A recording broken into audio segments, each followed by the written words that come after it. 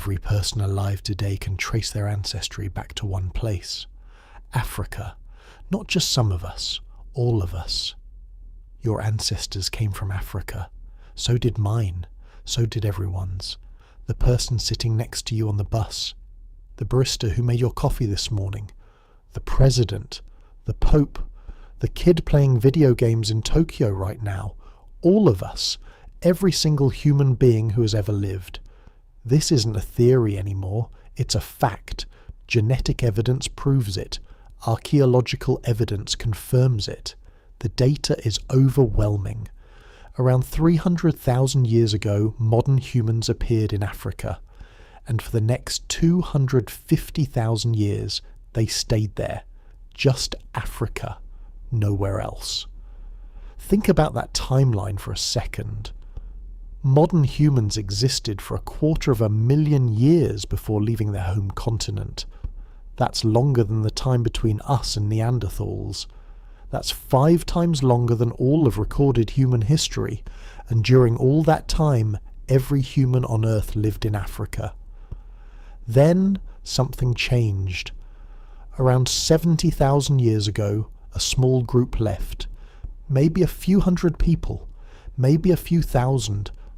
We don't know exactly. But that tiny group walked out of Africa and eventually populated the entire planet. Australia, Europe, Asia, the Americas, every continent except Antarctica. Those migrants became everyone else, the ancestors of billions. But here's what matters. They were African. They carried African genes, African adaptations, African mutations that happened over hundreds of thousands of years. When they spread across the world, they brought Africa with them. This raises an obvious question. Why Africa? Every continent had primates. Europe had them. Asia had them. South America had them. Primates evolved all over the world. They've been around for 55 million years. They adapted to forests and mountains and grasslands. They developed complex social groups. They used tools. They solved problems. But only Africa produced us. Only one continent made the leap from primate to human, from ape to something entirely new. Something that would eventually build cities and write books and send robots to Mars. Why? What was special about Africa? What happened there that didn't happen anywhere else?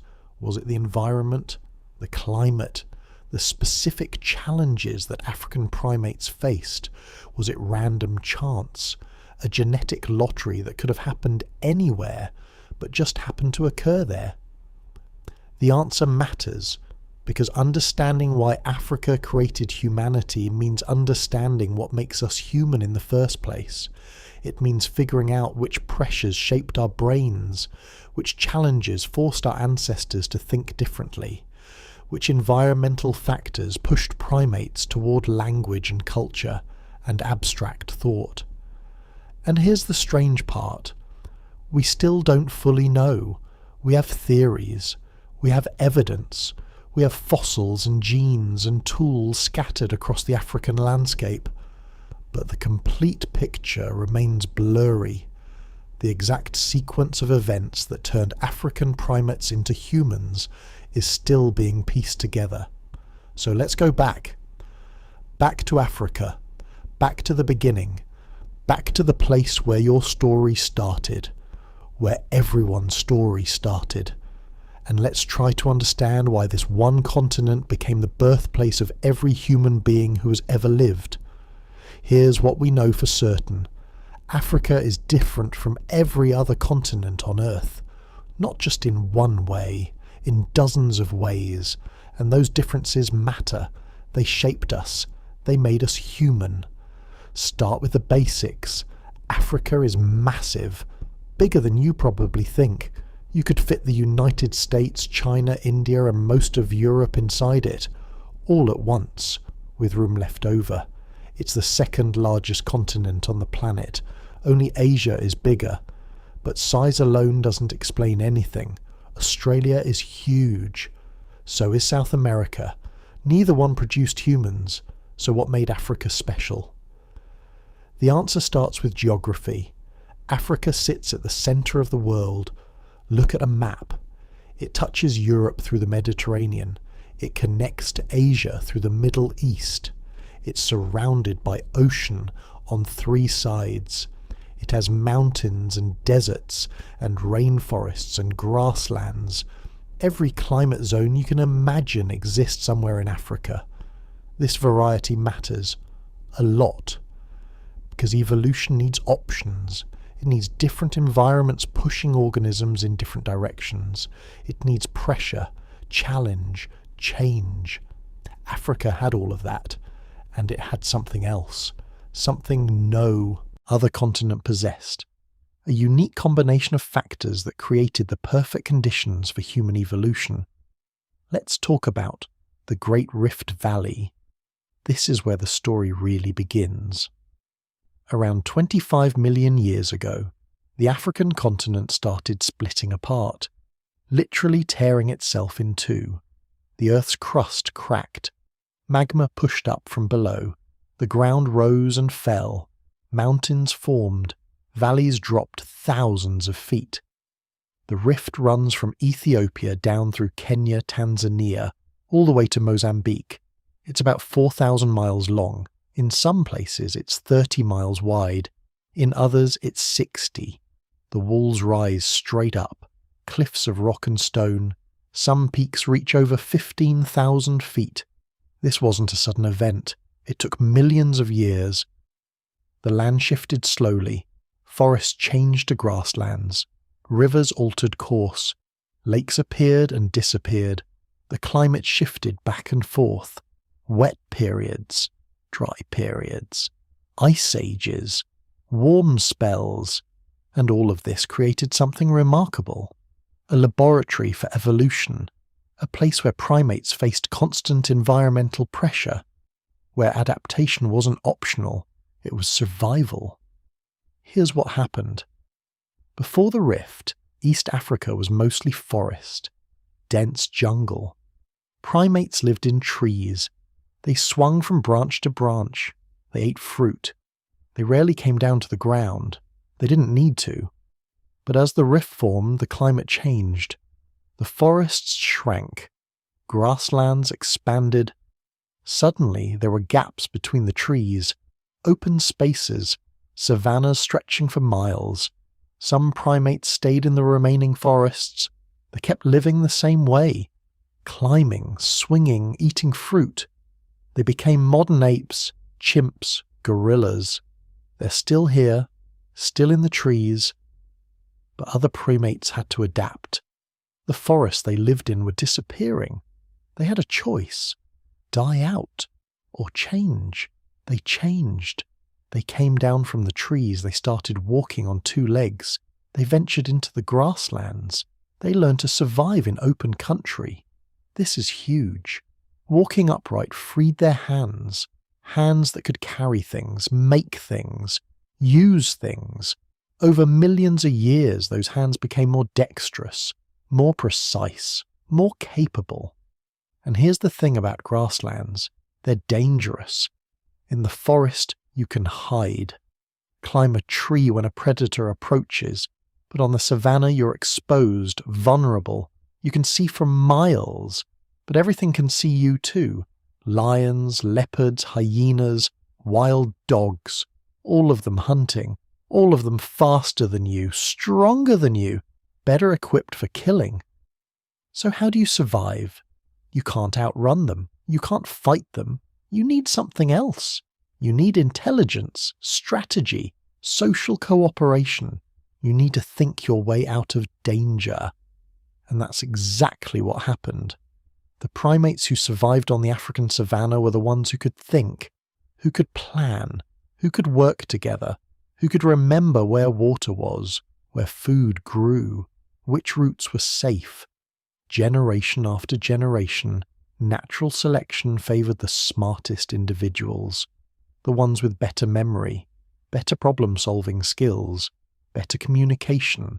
Their brains grew larger, more complex, more capable of abstract thought. But there's more to the story. Africa didn't just have grasslands. It had variety, lots of it.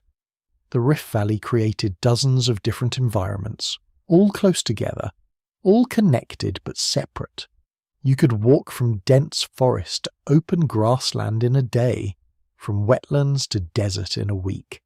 Each environment had different challenges, different food sources, different predators, different survival strategies. This mosaic of environments created something scientists call variability selection. It's a fancy term for a simple idea. When the environment keeps changing, evolution favors flexibility, adaptability, the ability to handle different conditions. Animals that specialize in one environment do well when that environment is stable, but when it changes, they die out. Animals that can adapt to multiple environments survive. They pass on their genes. They become the ancestors of new species. Our ancestors were the ultimate generalists. They could live in forests, grasslands, mountains, wetlands. They could eat meat, plants, roots, insects, whatever was available. They could make tools from stone, wood, bone, whatever worked. This flexibility became their greatest strength, and it all happened because Africa provided the right conditions, the right mix of stability and change, the right balance of challenge and opportunity. Compare this to other continents. Europe was mostly forest. Asia had grasslands, but they were vast and uniform. South America had jungles and mountains, but they were separated by distance.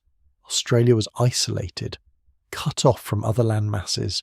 None of them had what Africa had. That unique combination of factors, the Rift Valley creating diverse environments, the grasslands forcing bipedalism, the predators demanding intelligence, the climate variability requiring flexibility. And there's another factor. Africa is old, really old. It's been stable for hundreds of millions of years. No ice sheets covering everything, no catastrophic volcanic eruptions wiping out all life, just steady, gradual change. This gave evolution time to experiment, time to try different solutions, time for complex traits to develop. Brains don't evolve overnight. They take millions of years, millions of generations, millions of tiny improvements. Africa provided that time, that stability, that opportunity. Other continents had ice ages that reset everything. Europe was covered in glaciers multiple times. Asia too. North America was under ice sheets a mile thick. Every time the ice came, most species died out. Evolution had to start over, but Africa stayed warm, stayed habitable, stayed diverse. Our ancestors survived there while other continents became frozen wastelands. And here's something else. Africa had the right raw materials, the right starting point. Primates had already evolved there. They'd been around for millions of years. They had forward-facing eyes, grasping hands, complex social structures. They were already smart. They just needed the right pressure to become smarter, the right environment to push them toward humanity. The Rift Valley provided that pressure. The grasslands provided that environment. And over millions of years, African primates became something new. Something that had never existed before. They became us, humans, the species that would eventually leave Africa and populate the entire world. But first, they had to evolve. They had to develop all the traits that make us human: language, culture, abstract thought, symbolic reasoning, and all of that happened in Africa. Only in Africa.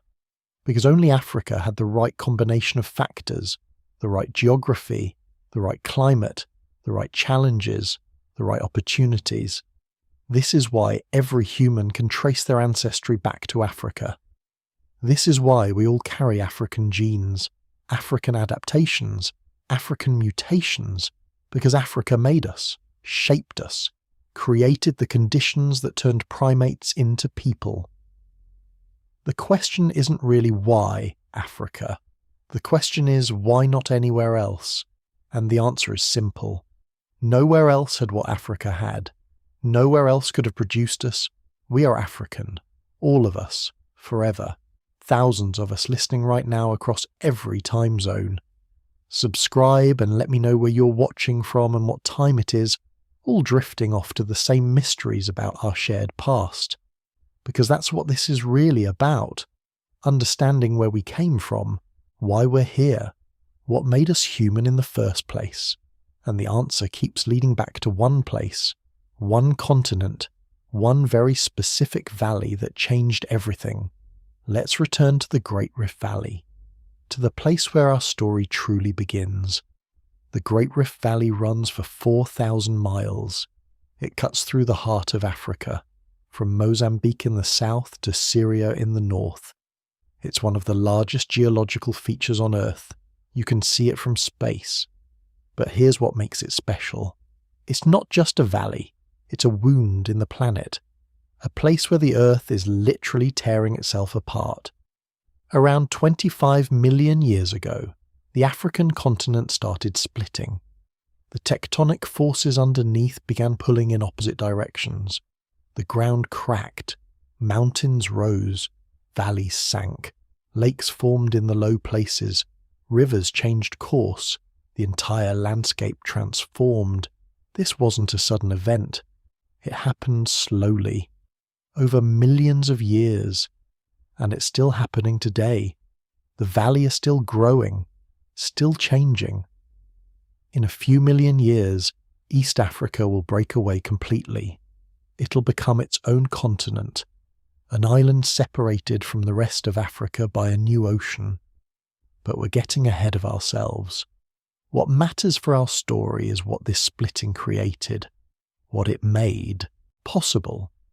The Rift Valley created diversity, extreme diversity, more different environments packed into one place than anywhere else on Earth. Walk west from the valley floor and you climb into highlands, cool temperatures, dense forests, then grasslands, then desert.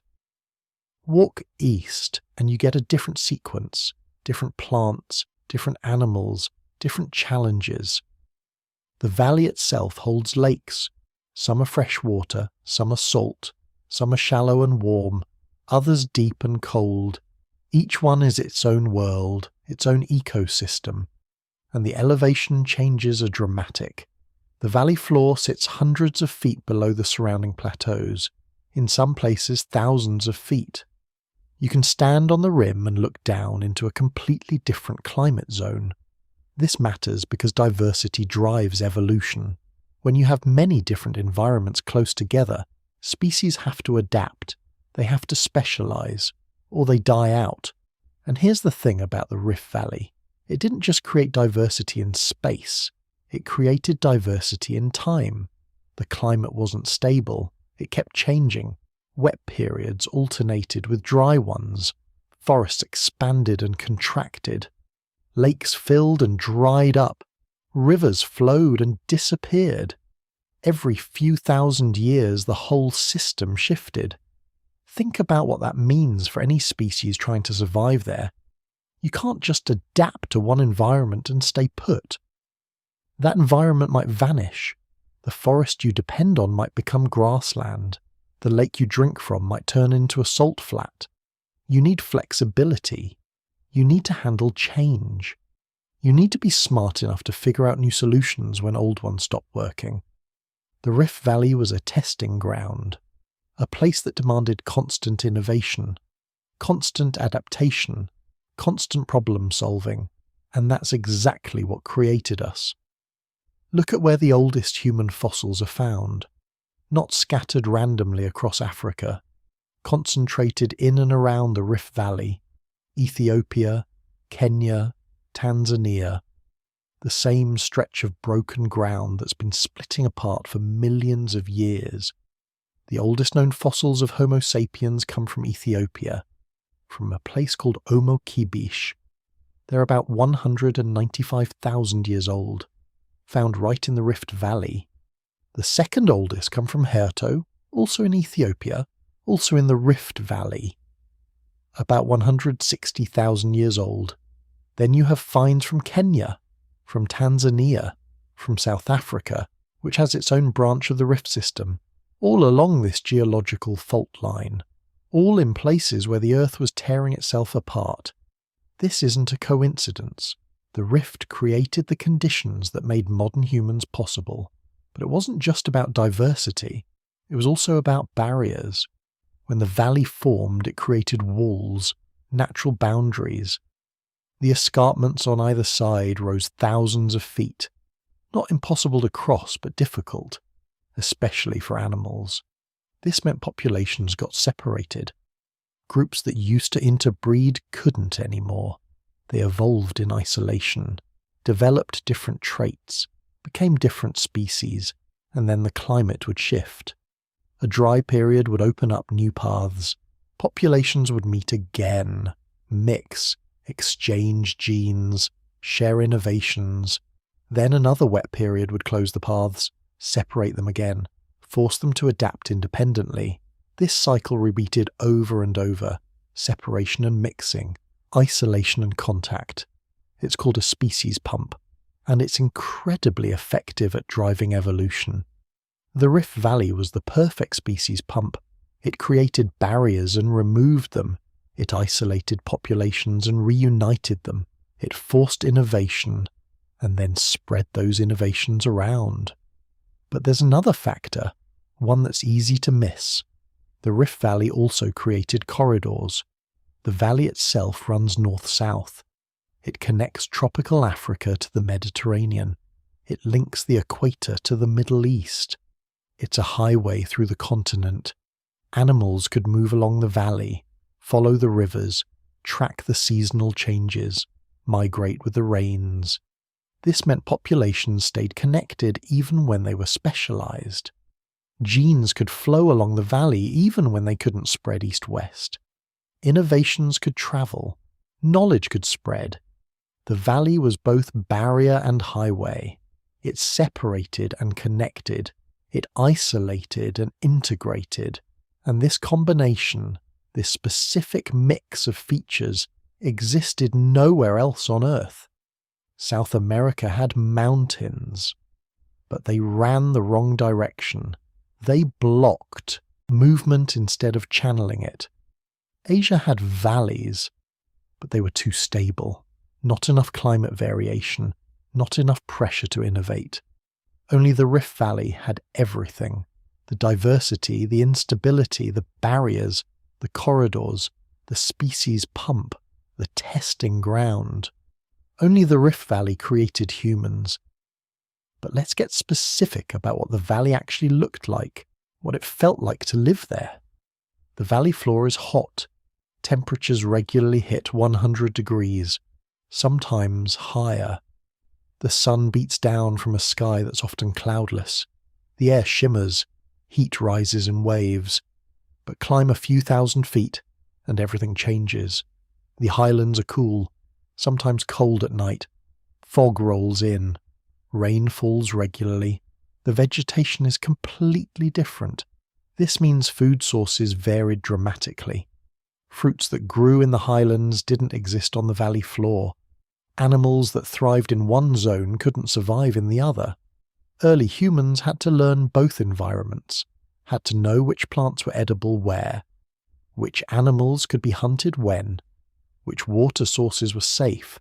They had to be generalists, able to exploit many different resources, not specialized for one environment but adaptable to many.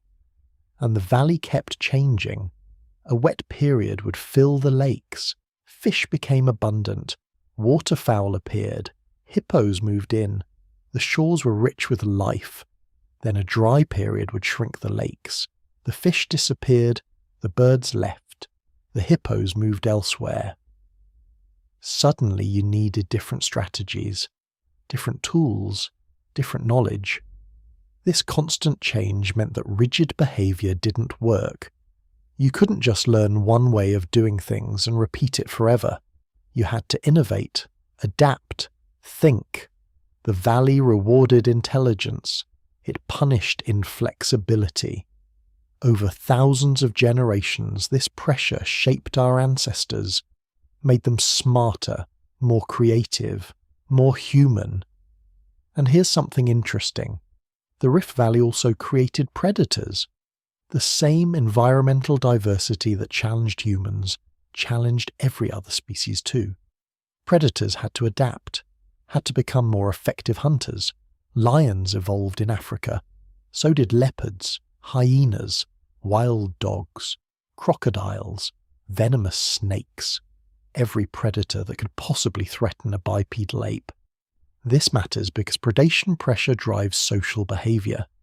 When predators are abundant, prey animals group together, they cooperate, they develop alarm calls, they watch out for each other. Early humans faced more predators than any other hominin species anywhere else. They had to cooperate to survive, had to communicate, had to develop social structures that protected the group. The valley didn't just shape our brains, it shaped our societies, our tendency to live in groups, our complex social bonds, our ability to coordinate and cooperate. All of this came from the valley, from the specific challenges it presented, from the unique combination of features that existed nowhere else. But the valley also provided resources. It wasn't just harsh, it was also abundant.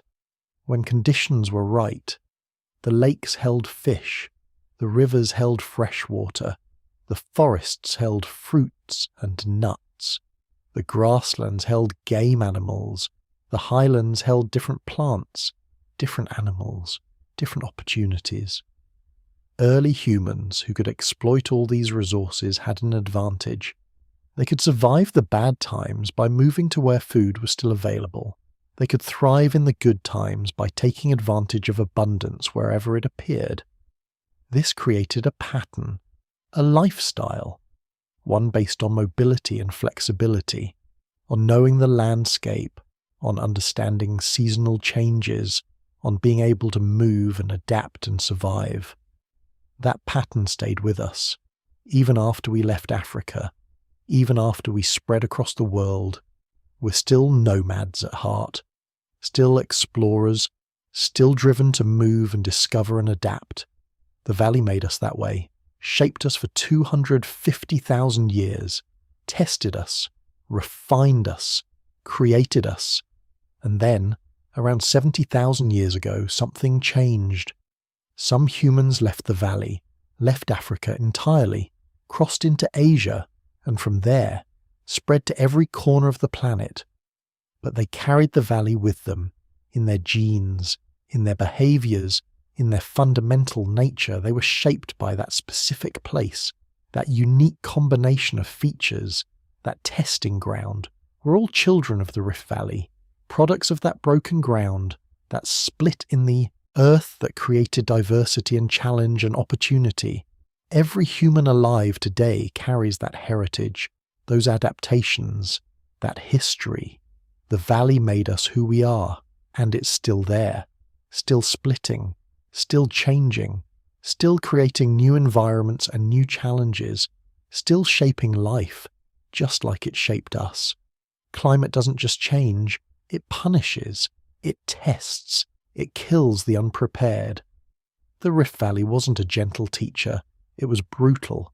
For millions of years it cycled between extremes, wet periods that lasted thousands of years, then dry periods just as long, back and forth, over and over.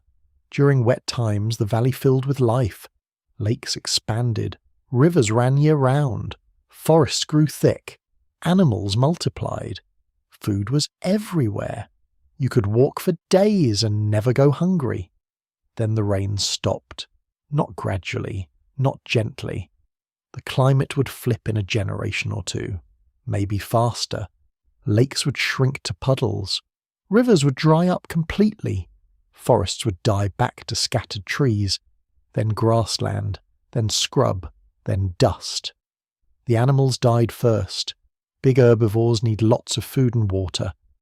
When both disappeared, they starved. Predators followed.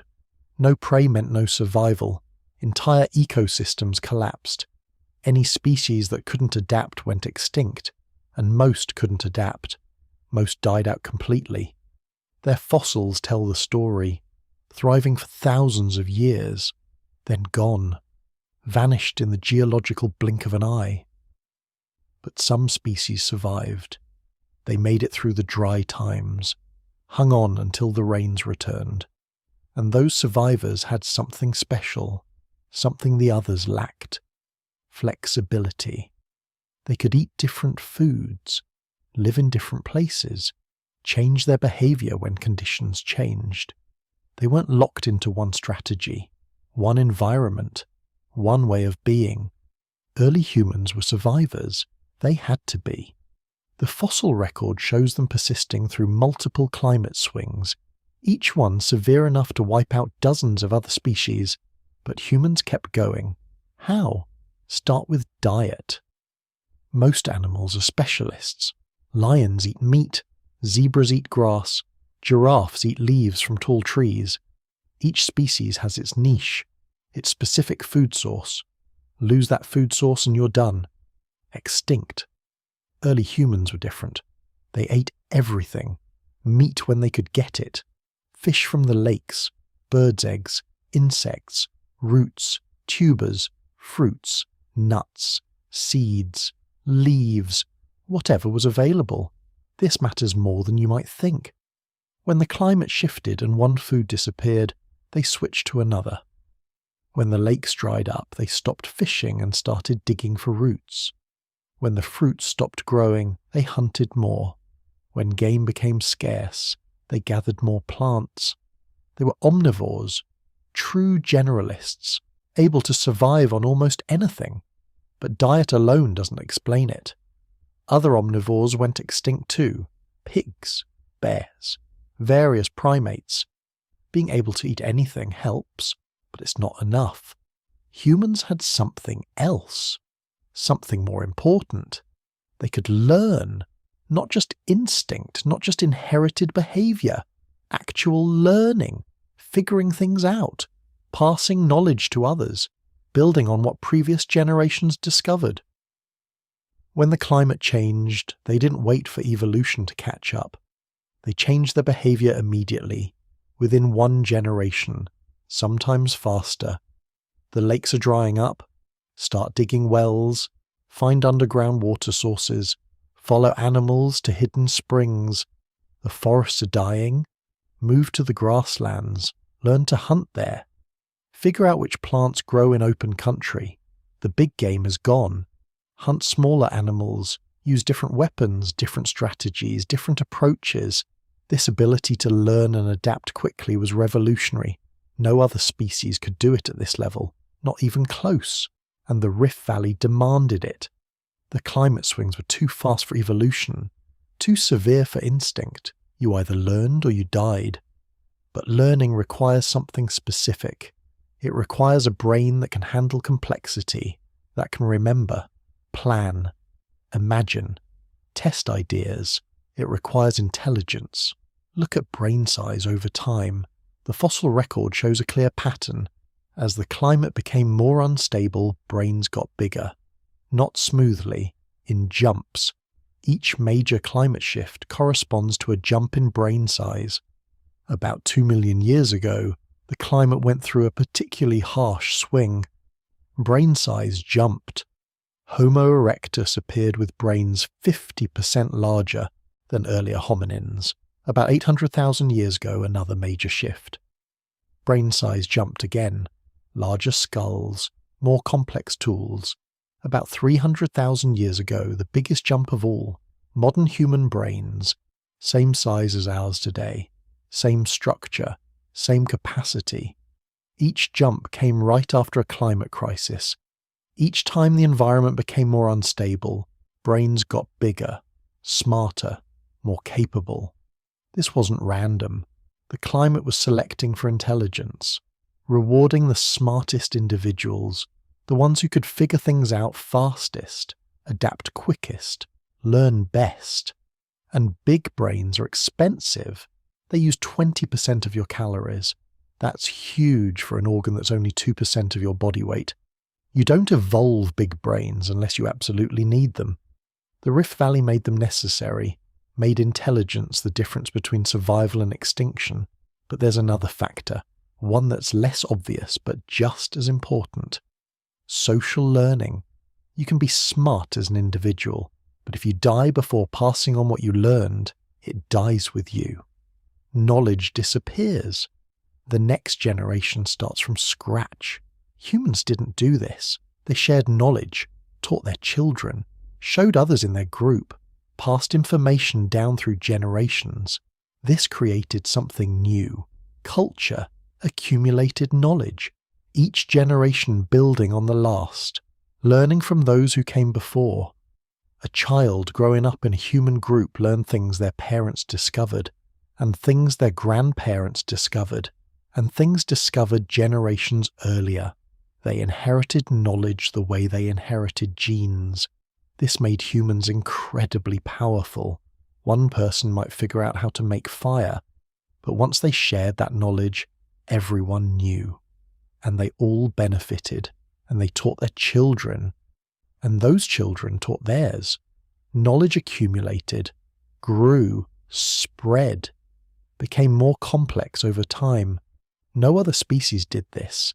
Some animals teach their young basic skills, hunting techniques, tool use, but nothing like human culture, nothing that builds and compounds over generations. And culture made climate swing survivable. When conditions changed, the group remembered what worked last time. They didn't have to rediscover everything. They had collective memory, shared experience. The old people remembered the last drought. They knew where to find water, which plants stayed edible, which animals remained. They could guide the group, share their knowledge, help everyone survive.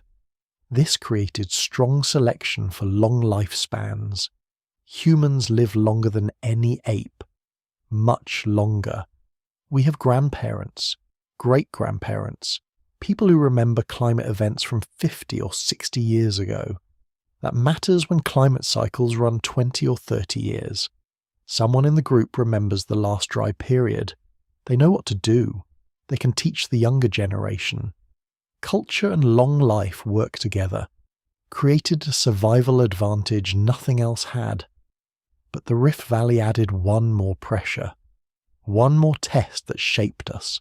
Violence, not from predators, from each other. When resources are abundant, groups spread out. There's enough for everyone. No reason to fight. Competition stays low. But when climate shifts and resources crash, groups compete. Over water sources, good hunting grounds, areas with food, territory. Early human sites show evidence of violence. Skulls with fractures, bones with cut marks that aren't from butchering, bodies buried quickly, sometimes in groups. People killed each other, fought over resources, defended their territory, attacked others who got too close. This created pressure for cooperation within groups. You needed allies, people who would fight beside you, share danger, watch your back. Groups that cooperated better survived. Groups that fell apart didn't. Natural selection favored social bonds, trust, loyalty, the ability to work together under stress. This shaped human psychology, made us tribal, made us care deeply about our group, made us willing to sacrifice for people we consider family, friends, allies. It also made us suspicious of outsiders, defensive of our territory, quick to see threats from other groups. This isn't pretty, but it's part of who we are, shaped by the same pressures that made us smart, made us adaptable, made us human. The Rift Valley created us through pressure, through challenges that killed most species, through climate swings that demanded intelligence, through resource competition that demanded cooperation. Every pressure selected for something: big brains, social learning, flexibility, long lifespans, cultural transmission, group loyalty. Put them all together and you get humans, modern humans, us. But here's what's remarkable. The pressure didn't break us. It made us stronger, more capable, more adaptable than any species that ever lived. We survived ice ages, droughts that lasted centuries, volcanic eruptions, floods, diseases, predators, competition from other human species. We survived everything the planet threw at us, not because we were strong, not because we were fast, but because we were smart, because we could learn, because we worked together. The Rift Valley taught us that, tested us for 250,000 years, refined us, shaped us, made us what we are, and then we took those lessons and spread across the world, left Africa, colonized every continent except Antarctica, adapted to deserts, jungles, tundra, mountains, islands, every environment Earth offers. We did that because the Rift Valley prepared us, gave us the tools, the intelligence, the flexibility, the social structures. We're still using those tools today, still adapting, still learning, still working together, still surviving challenges. The valley made us survivors, and we've been surviving ever since. But survival came at a cost. The same pressures that made us smart also made us anxious, constantly scanning for threats, constantly worried about the future, constantly planning, preparing, trying to control what we can't control. That's the legacy of 250,000 years of climate instability, of never knowing if next year would bring rain or drought, abundance or famine, safety or danger.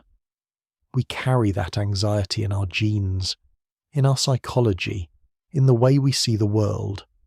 But we also carry resilience, the knowledge that humans have survived worse, much worse, that we're built for challenges, designed by millions of years of pressure to adapt and overcome. The Rift Valley didn't just create our bodies, it created our minds, our societies, our fundamental nature. Everything we are came from that broken ground, that split in the earth, that testing ground that demanded more than any species had ever given. And we met the demand. We survived. We thrived. We became human. 300,000 years ago, something appeared in Africa that had never existed before. Modern humans. Not almost human, not close to human, actually human. Homo sapiens. Us. They looked exactly like we do. Same height, same build, same facial structure. If you dressed one in modern clothes and put them on a subway, you wouldn't notice. They blend right in. Their brains were the same size as ours, the same structure, the same capacity. They had everything we have, all the hardware, all the biological equipment. But here's the strange part. For the first 190,000 years, they didn't act human. They left almost nothing behind. No art, no jewellery, no complex tools, no evidence of the kind of thinking that makes us special. The kind of thinking that separates us from every other animal on Earth. They had the brains, they had the capacity, but something was missing. Think about what that means. Modern humans existed for 190,000 years before becoming truly human. That's longer than recorded history. That's longer than agriculture. That's longer than cities or writing or civilization. For all that time, they survived. They hunted. They gathered. They made basic stone tools. They lived in small groups. They had children. They passed on their genes. But they didn't create culture. Not the way we think of it, not the way we do it today. What changed? Nobody knows for sure. That's the honest answer. We have theories, lots of theories, but no definitive proof. The archaeological record only tells us so much. What we do know is this. Around 100,000 years ago, things started shifting, slowly at first, then faster. Humans began making different tools, more specialized, more refined. They started using materials besides stone, bone, antler, wood. They created composite tools, pieces fitted together, spear points attached to shafts, handles added to scrapers. This sounds simple, but it's not. Composite tools require planning. You need to imagine the finished product before you start. You need to gather different materials, process them separately, then combine them in specific ways. That's abstract thinking. That's the kind of cognition that separates us from other animals. Around 80,000 years ago, the evidence gets stronger. Humans started using ochre, red and yellow pigments made from iron-rich clay. They ground it into powder, mixed it with fat or water, applied it to their bodies, their tools, their living spaces. Why? We don't know. Maybe it was decoration, maybe ritual, maybe status symbols, maybe group identification, maybe all of those things. What matters is that it wasn't practical. Ochre doesn't help you hunt. It doesn't make tools work better. It doesn't provide nutrition. It serves no survival function. It's symbolic. It means something beyond its physical properties, and that's uniquely human. No other animal does this. No other species creates meaning where none exists naturally. Around 75,000 years ago, humans started making beads, small shells with holes drilled through them, strung together, worn as necklaces or bracelets. Again, this seems simple, but think about what it requires. You need to see a shell and imagine it as decoration. You need to figure out how to drill a hole without breaking it. You need to string multiple beads together. You need to value the finished product enough to spend time making it. That's sophisticated thinking. That's culture. The archaeological sites from this period show something else. Patterns, regional differences, groups in different areas making slightly different tools, using slightly different materials, creating slightly different styles. This suggests something profound.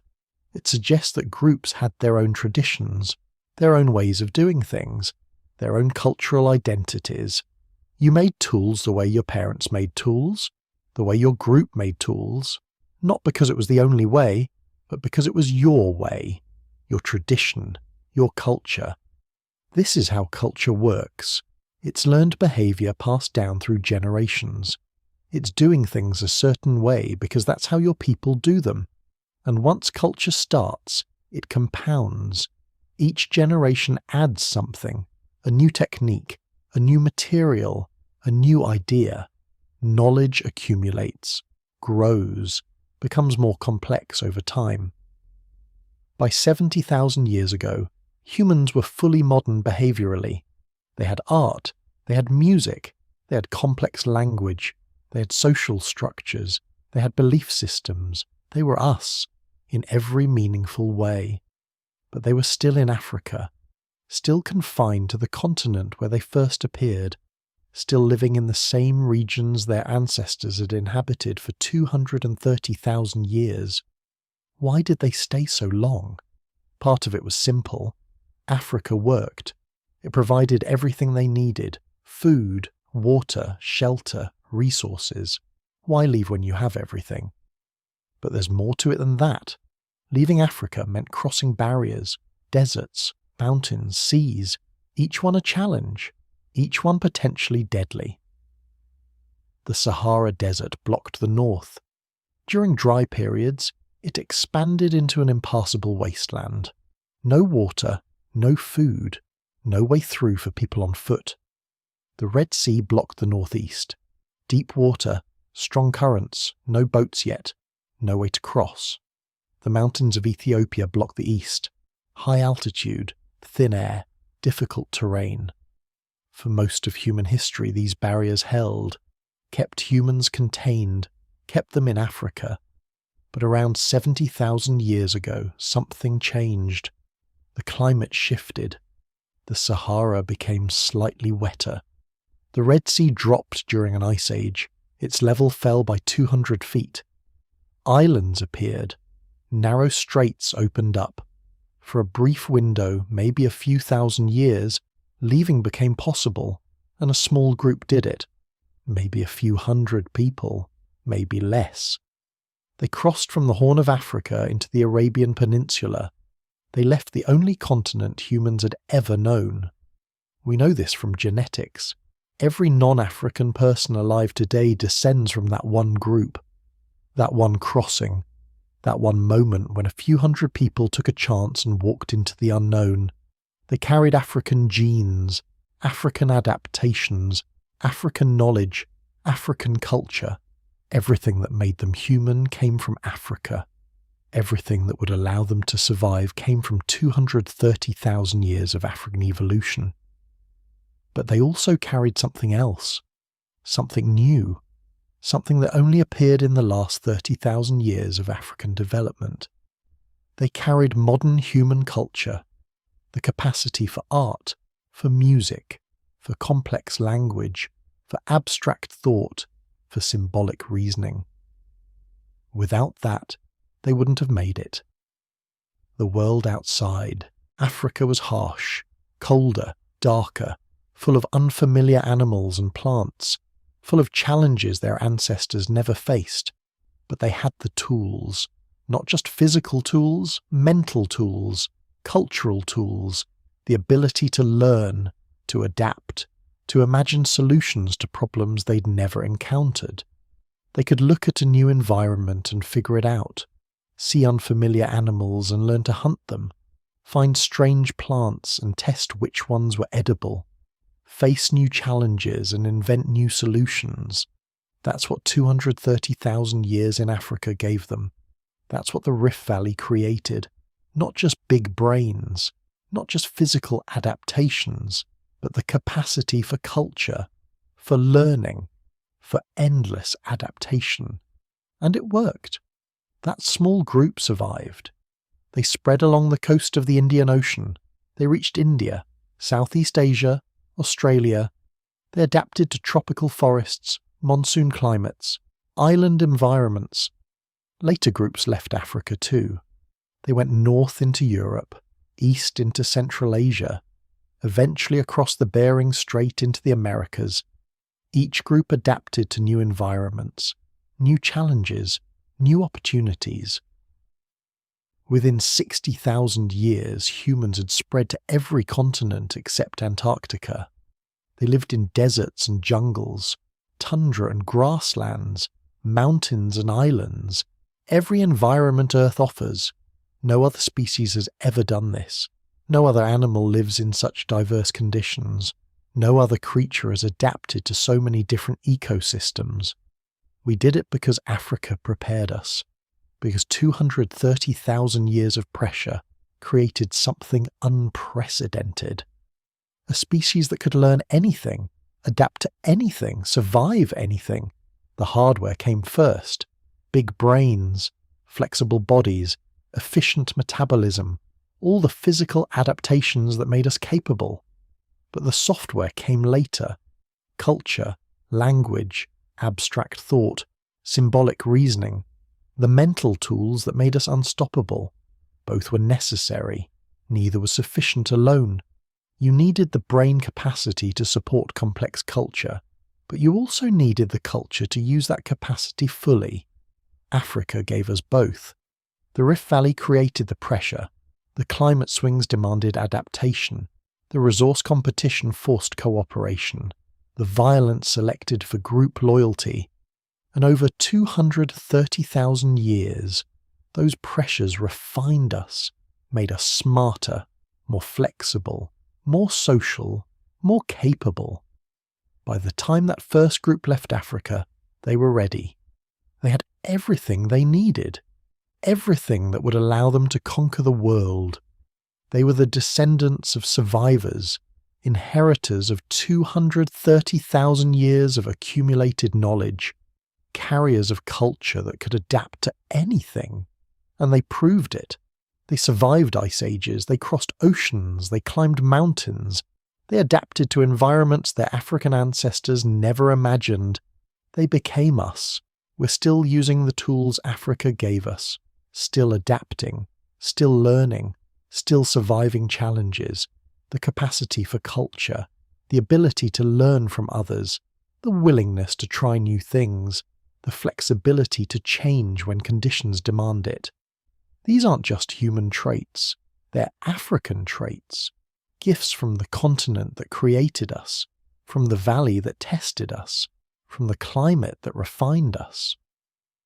We carry Africa in our genes, in our psychology, in our fundamental nature. Every human alive today is African in origin, African in ancestry, African in the deepest sense. The first humans appeared there 300,000 years ago. They stayed there for 230,000 years. They became truly human there. They developed everything that makes us special there. And then they left, carrying Africa with them, spreading it across the world, making every place they touched a little bit African. That's our story. That's where we come from. That's why Africa matters. Because Africa created every human being who has ever lived. Let's zoom in on this strange pause in the human story. For almost 200,000 years, people who looked and thought like us stayed in one place. They didn't leave Africa, not in any big way. They had the brains, the bodies, and even some of the culture. But something held them back. There was a bottleneck, a kind of narrow gate all our ancestors had to squeeze through. Not just a physical one like a canyon or a river, but a bottleneck in our story as a species. What caused it? Was it geography, climate, something in their minds? Or maybe it was luck. Let's look at the evidence piece by piece. First, picture Africa at the time. It's not a land of endless forests or jungles. It's a patchwork. There are grasslands, dry plains, thick forests, rivers, lakes, and deserts, all mixed together. Some areas are safe and full of food, others are harsh and unforgiving. If you're living on the edge, where the grassland meets the desert, you have to be careful. One bad season, and you're in trouble. Now, imagine you're a human living there.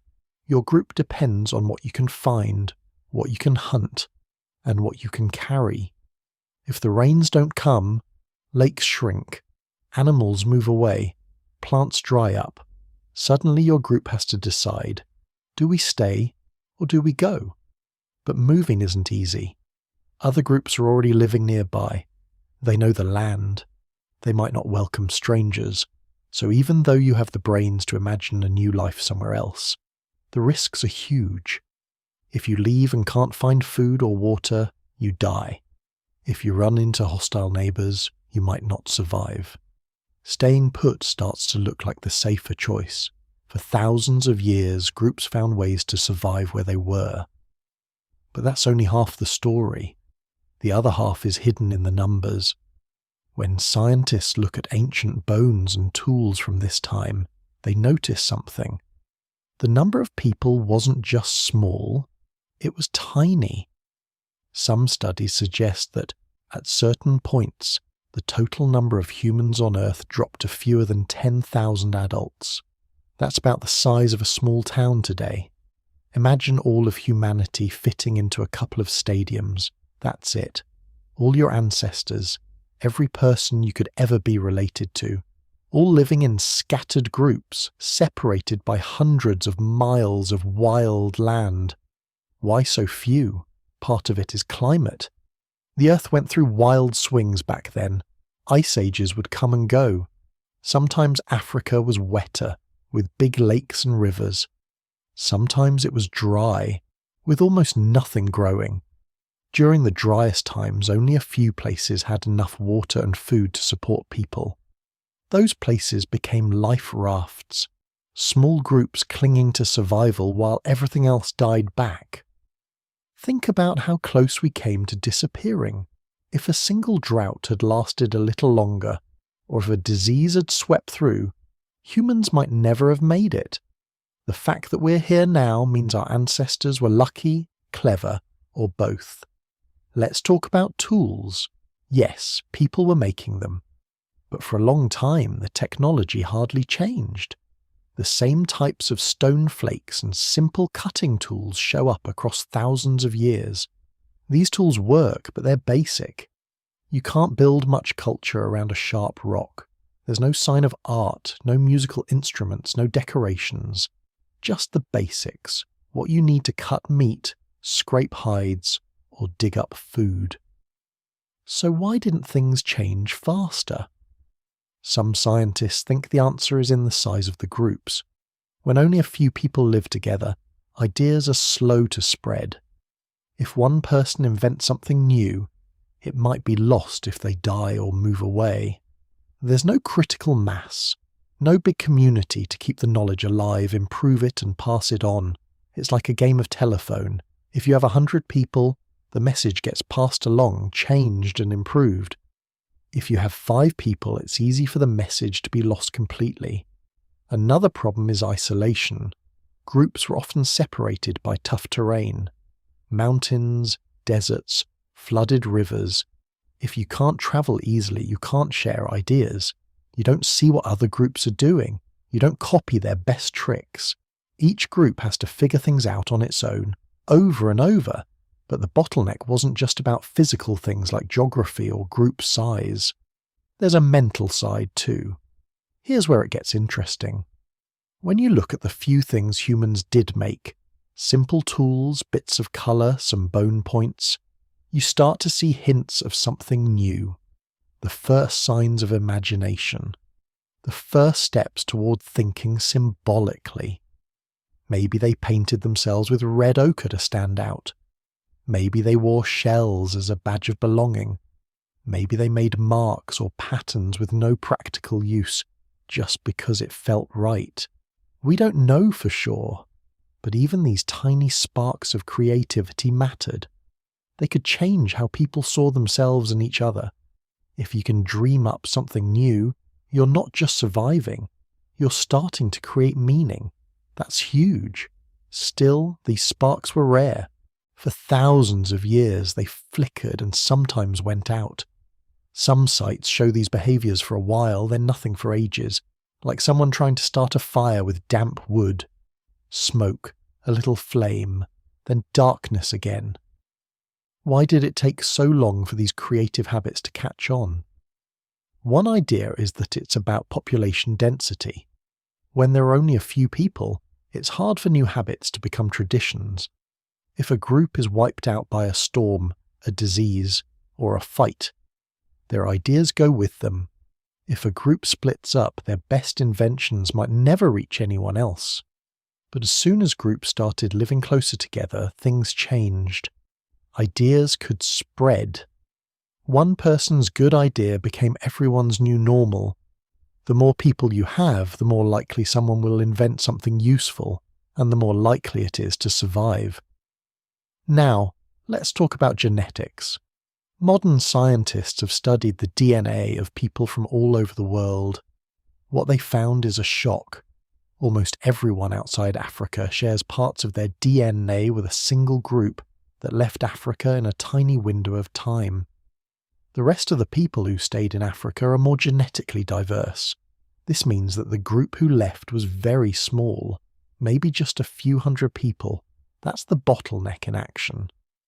All the people outside Africa today come from a single tiny group. It's like the world's biggest family tree, with one narrow root at the bottom. But why did this group leave when so many others didn't?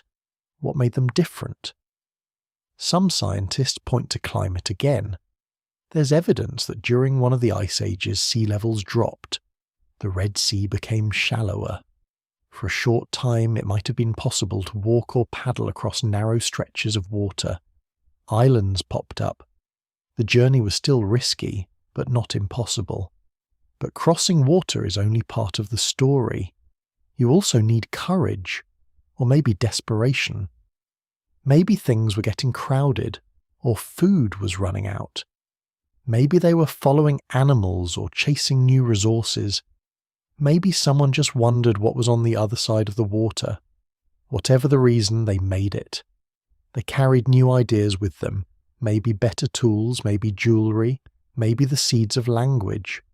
Once they crossed, they found new lands to explore, new challenges, new opportunities to adapt. Let's pause and consider something else. When you look at the bones and tools left behind, you start to notice patterns.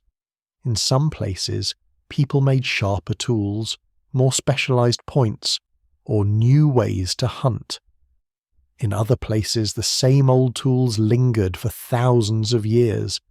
It's not just about brains, it's about sharing, copying, and building on each other's work. This is sometimes called cumulative culture. Each generation adds a little more to what came before, but for a long time that process was painfully slow. There were too many gaps, too many lost ideas. Some researchers think language played a role. Not just talking, but full language. The kind with grammar, stories, and shared meanings. With language, you can teach someone how to make a tool, not just show them. You can explain a process, describe a place you've never seen, or even warn about dangers you've never faced. Language lets ideas grow and spread like wildfire. But language leaves no trace in the ground. We can't dig up words. We can only guess when humans first started speaking the way we do now. Some say it happened before the Great Migration out of Africa. Others think it developed as people spread across new lands. Whatever the timing, one thing is clear. The groups that had language, or something close to it, had a huge advantage. They could plan hunts, organize groups, pass down knowledge, remember important things. That ability to teach and learn might have been the key to getting through the bottleneck. Let's look at some numbers again. If you go back 70,000 years, there were probably fewer than 20,000 humans alive. Maybe much fewer. Today, there are over 8 billion. All of us descended from those tiny groups who squeezed through the narrow gate. That's why scientists call it a bottleneck.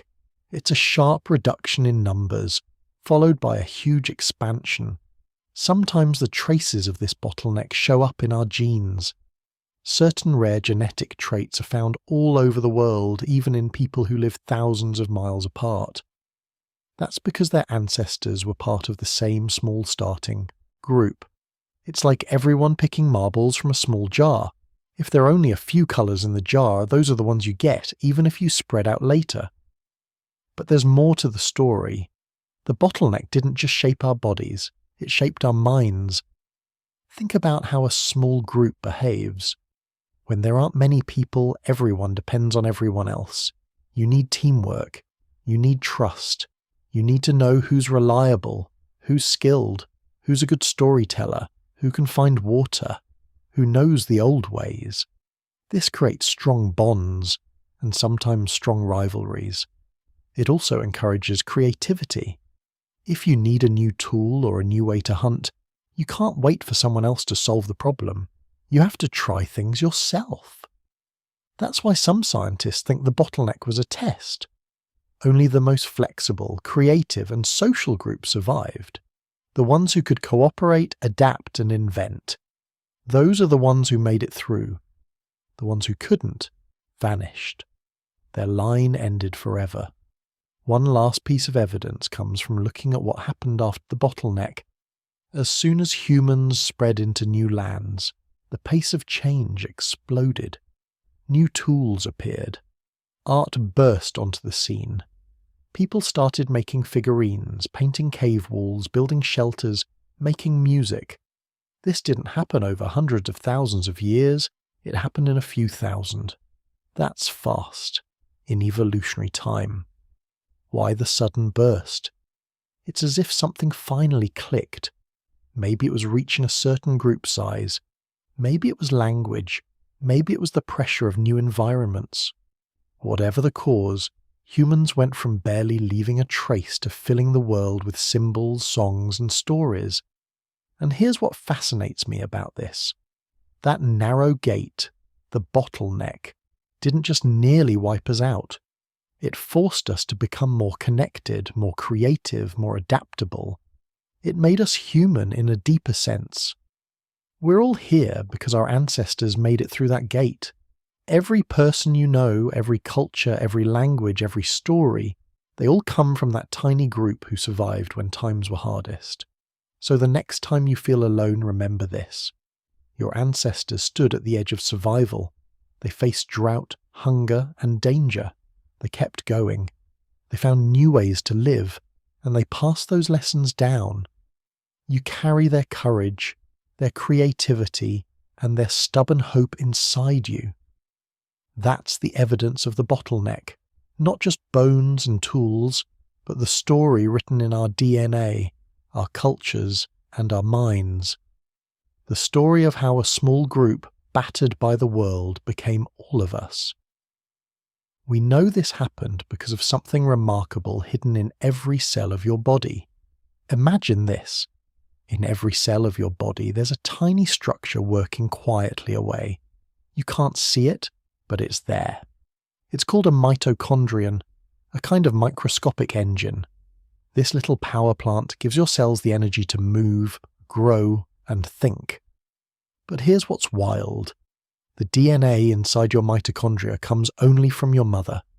Not from your father, just mom. It's passed down, mother to child, like a secret code through time. Now think about that. Every person alive today, no matter what country, what language, what family, carries some of this same code. It connects you, me, and everyone to a single line stretching back through history. Keep tracing it, mother by mother, and you end up in one place, back in Africa. Back to a woman who lived a long, long time ago. Scientists call her mitochondrial Eve. But let's get one thing straight. She wasn't the only woman alive at the time, far from it. There were plenty of women, plenty of men, lots of families. But only her mitochondrial DNA survived all the way to today. That's because her children, and their children, and their children's children kept passing it on. Other lines ended. Maybe people didn't have kids. Maybe their daughters' lines died out. But Eve's kept going. How do we know this? It all comes down to the science of DNA. In the 1980s, researchers started comparing the mitochondrial DNA from people around the world. They look for differences, tiny changes, called mutations that show up over time. The more different two people's DNA is, the farther back their common ancestor lived. If two people have almost the same mitochondrial DNA, their shared great-great-great-grandmother wasn't that long ago. If their DNA is very different, that ancestor is much farther back. When scientists did the math, they found something strange. People from Europe, Asia, the Americas, and the Pacific all had mitochondrial DNA that could be traced back to Africa. Not just Africa in general, but to a single woman who probably lived about 150,000 to 200,000 years ago. Now, she wasn't the first human. She wasn't even the first woman. She's just the one whose line never broke. You might think of her as the last woman standing, at least when it comes to this tiny bit of DNA. Here's how it works. Imagine a family tree, branches everywhere, some growing, some ending. If a woman has only sons, her mitochondrial DNA stops there. If she has daughters who don't have daughters, that line ends too. But if she has at least one daughter, and that daughter has another daughter, and so on, her DNA keeps going. Over thousands of years, most lines die out. But one keeps stretching, branching, splitting, reaching every corner of the world. That's the line we all carry. But let's make it real. Picture a small group of people living somewhere in East Africa. They're foraging for food, gathering fruit, maybe hunting small animals. Life is risky. Droughts, predators, sickness.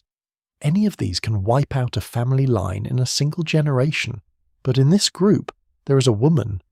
Call her Eve, even though she never heard that name. She lives, has children, and they survive.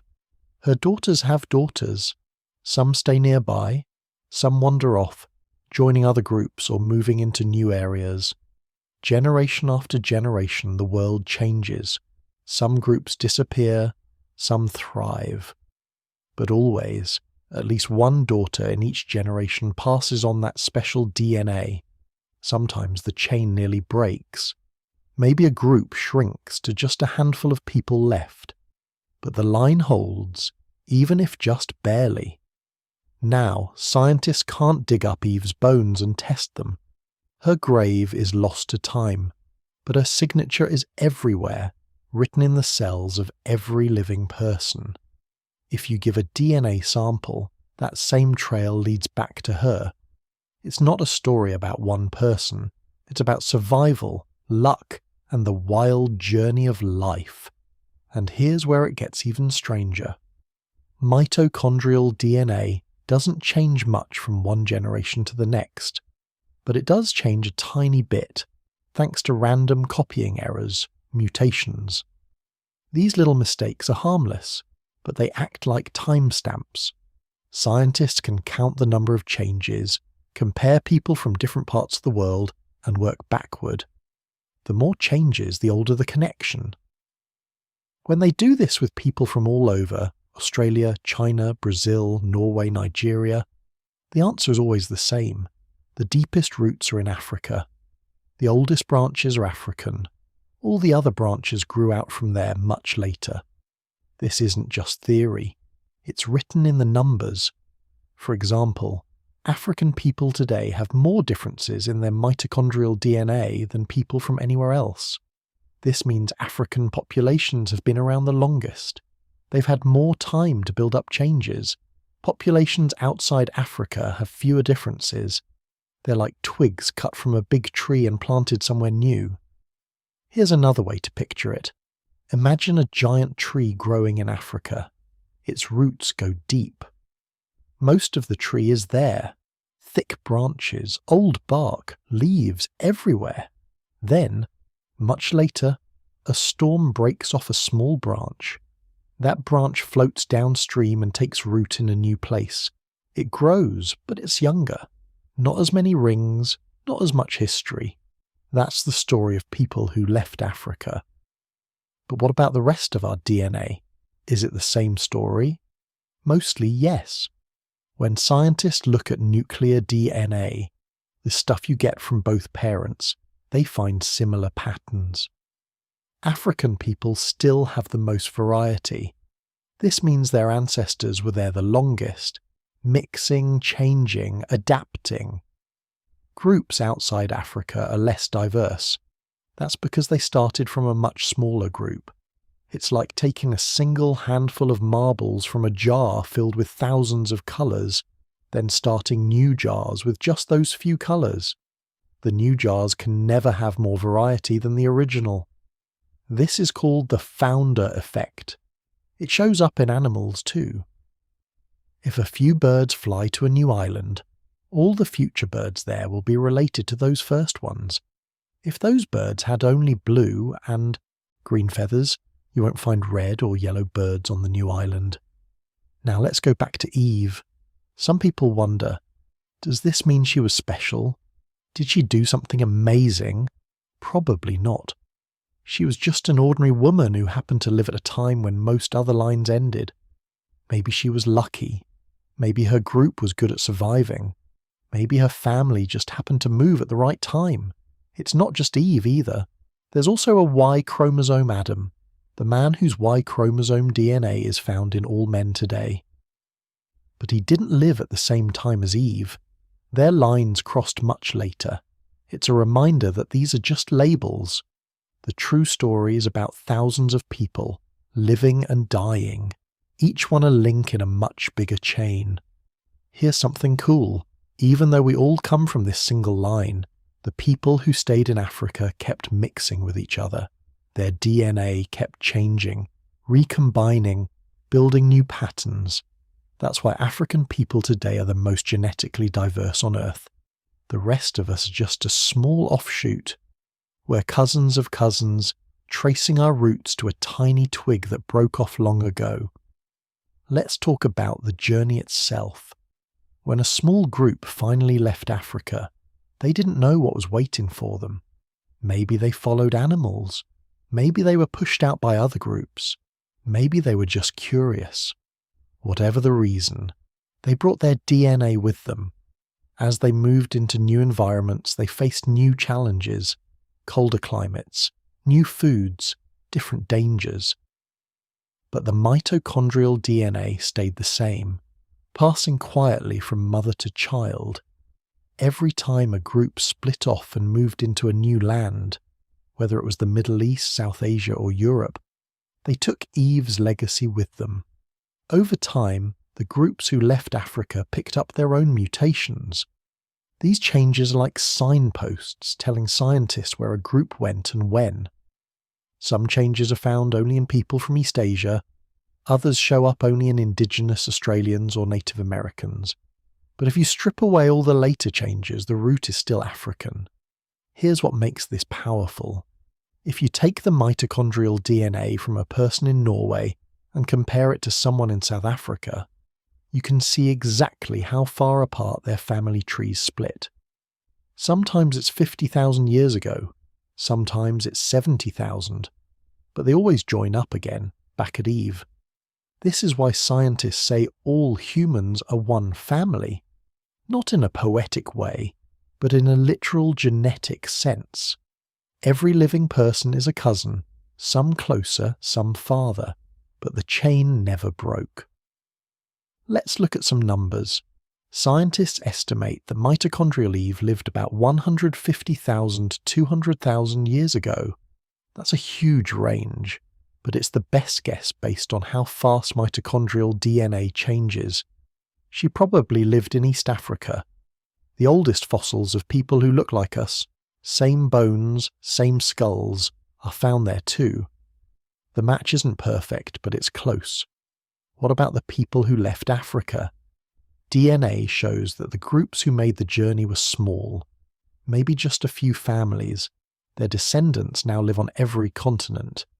Yet, if you compare their mitochondrial DNA, there's not much variety. That's because they all came from the same small group. It's another sign of the bottleneck, the narrow gate our ancestors squeezed through. Now, let's talk about what this means. For one thing, it shows that all the differences we see on the outside, skin colour, hair, eyes, are tiny compared to what we share. The big story is what ties us together, the deep roots, the shared code. It also means that, at some point, humanity came close to losing everything. If that line of mothers had ended, if Eve's daughters hadn't survived, none of us would be here. The chain would have snapped, and the story would be over. But it didn't end. The line held. It stretched, split, wandered and grew. And now it circles the globe. Some people ask, doesn't this mean we're all basically the same? In the most important ways, yes, but there's still lots of variety, especially in Africa, where the oldest lines still mix. Outside Africa, the variety is smaller, but it's there. Over time, groups adapted to the places they lived. Cold mountains, dry deserts, hot jungles. But the core of our DNA, the part that makes us human, is shared.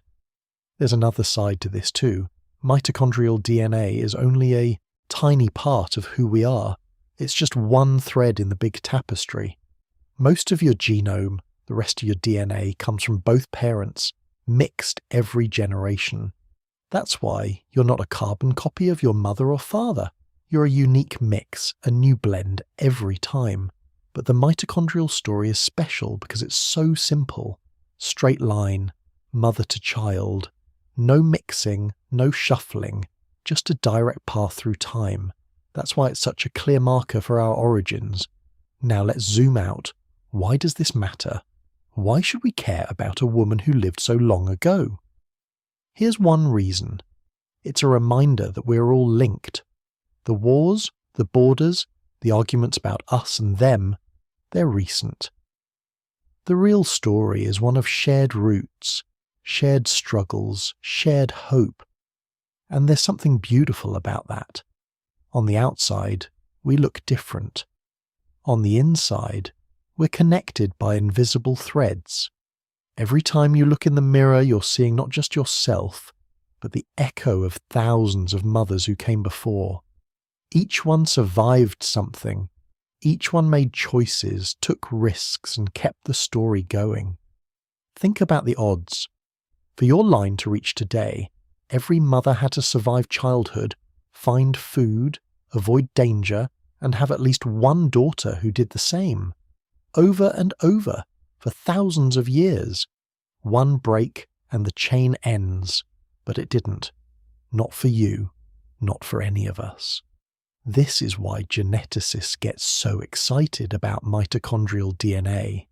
It's not just about tracing family trees, it's about understanding how close we came to fading away. It's about seeing just how connected all humans are, no matter where we live or what we look like. And here's a twist. Some scientists found that even after the first humans left Africa, smaller bottlenecks happened again. Every time a group moved into a new land, across deserts, over mountains, into islands, the chain got thinner. Sometimes only a few people made it. Yet, even then, Eve's line went on. All of this brings us back to the heart of the story. Our past isn't just written in old bones or ancient tools. It's carried inside us, in every cell, in every breath. The proof is there, quietly humming away, keeping us alive and tying us to a woman who lived before history began. So the next time you hear someone talk about where people really come from, remember this. The answer is simple. We all come from the same place. We all carry the same spark. The differences are small. The connection is deep. Mitochondrial Eve isn't just a fact of science. She's a symbol of survival, of hope, of the long, fragile chain that links every human being, past and present. That's the real story told by our DNA. But the story doesn't stop with us. Other humans were already out there. Different species, different ways of living. Our ancestors would soon meet them, sometimes as friends, sometimes as rivals. The journey gets even stranger from here. We spread across the world carrying our African DNA. But we weren't the first humans to reach these places. Other types of humans were already living out there, shaped by different lands and different times. The world was not empty when our ancestors arrived. It was crowded with cousins. So what happened to them? Where did they go? Why are we the only humans left? Let's start with a picture. Imagine Europe about 40,000 years ago. It's cold. Icy wind sweeps across wide grasslands. Herds of mammoths and woolly rhinos move through the snow. In the valleys there are caves, deep, dark, and protected from the worst weather. Inside, a different kind of human is living. They're called Neanderthals. Neanderthals were not monsters or dumb brutes. For a long time, that's how people thought of them. But science tells a different story. Neanderthals were skilled hunters. They made sharp tools from stone and bone. They built shelters. They even buried some of their dead. Their bodies were strong, stocky and powerful, with thick bones and big muscles, perfect for surviving the freezing climate. Their brains were about the same size as ours, sometimes even a little bigger. They could make fire, sew animal skins into clothing, and carve simple jewellery from teeth and shells. In some caves, archaeologists found coloured powders, red ochre, yellow clay. Maybe they used these to decorate themselves or paint the walls. Neanderthals ruled Europe and parts of Asia for hundreds of thousands of years. Long before our ancestors left Africa, Neanderthals were already there. But then we arrived. The evidence shows that humans like us reached Europe around 45,000 years ago. For a while, both groups lived side by side. So what happened? Why did Neanderthals disappear? This is one of the greatest mysteries in science. There's no single answer. But we do have clues. First, let's talk about timing. Neanderthals had survived ice ages, harsh winters, and many challenges. But after modern humans showed up, their numbers started to drop. Within a few thousand years, they were gone. No more Neanderthals anywhere on Earth. Some scientists think it was a slow process, not a sudden wipeout. Neanderthals may have been outnumbered. Maybe they couldn't compete for food as well. Our ancestors brought new tools, finer blades, bows and arrows, even sewing needles. These gave them an edge in hunting and surviving the cold. Others suggest that climate played a part. The weather was changing fast. Cold periods were getting even colder. Food was harder to find. Maybe Neanderthals were already struggling before we arrived, and our presence just made things worse. There's another piece of the puzzle. When scientists looked at DNA from Neanderthal bones, they found something surprising. People today, especially those with ancestors from Europe or Asia, carry tiny bits of Neanderthal DNA. Not a lot. Usually about 2% of the average European or Asian's DNA comes from Neanderthals. People with only African ancestry have little to none. What does this mean? It means that our ancestors and Neanderthals met, and sometimes had children together. These mixed children must have survived and had families of their own, passing those Neanderthal genes forward. So, Neanderthals didn't vanish completely. A small part of them lives on in us.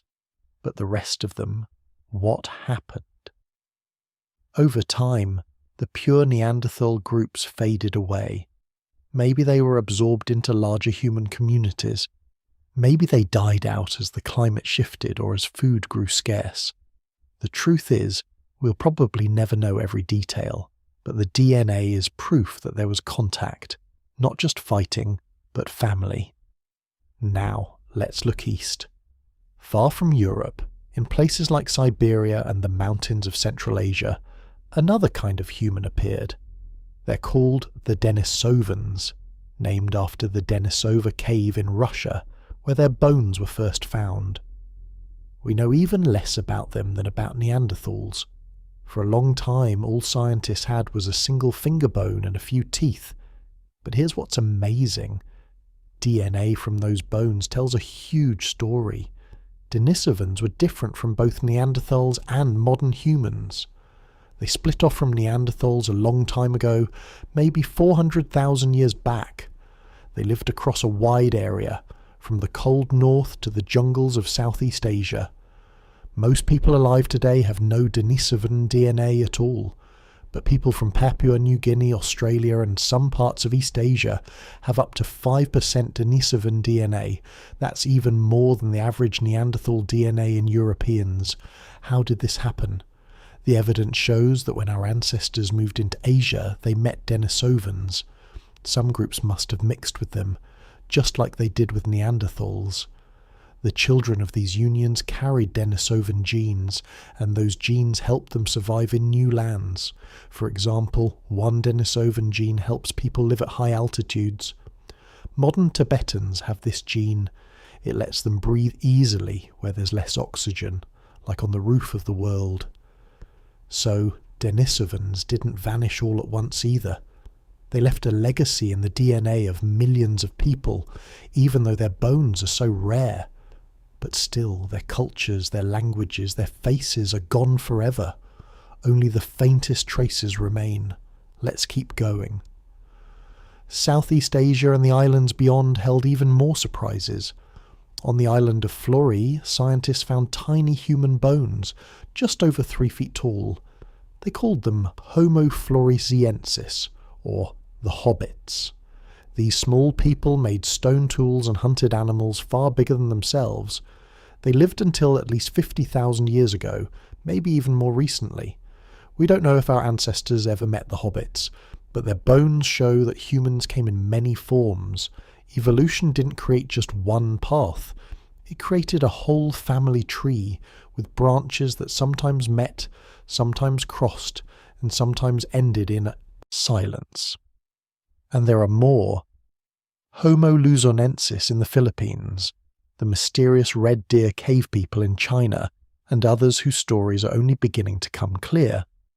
Each time archaeologists dig into a new cave or sift through ancient dirt, they find another clue, another lost cousin. Here's the big picture. When our ancestors left Africa, They weren't discovering empty lands. They were joining a world already full of humans. Some groups looked like us. Some looked different. Some had skills we never learned. Some adapted to places we never dreamed of. But over and over the same thing happened. Within a few thousand years of our arrival, the other humans disappeared. Why? That's the question scientists keep wrestling with. One idea is that we were just better at surviving. Maybe our ancestors had better tools, or more flexible minds. Maybe they were better at sharing ideas, working in bigger groups, or building alliances. Some researchers think language played a huge role. If we could talk in more complex ways, we could plan hunts, share stories, warn each other of danger. Another theory is about numbers. Imagine a small group living in a tough land. If something bad happens, a drought, a disease, a bad winter, it can wipe out the whole group. But if you have more people, spread out over a bigger area, the risks are smaller. Our ancestors may have lived in larger, more connected communities. That would help them survive disasters that would crush smaller groups.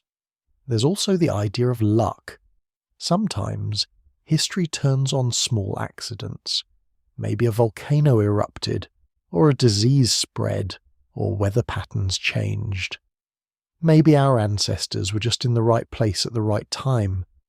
But there's another side to the story. Some scientists think the other humans were not just replaced, but absorbed.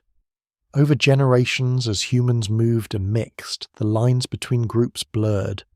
Some families joined together, others faded away. Bits of DNA are all that remain. And then there's the question of violence. Did our ancestors fight with Neanderthals and Denisovans? There's evidence of injuries, but not enough to say for sure. Most of the time, people probably avoided each other. Maybe they traded, maybe they shared ideas, maybe they kept their distance. In the end, most of the world's other humans disappeared.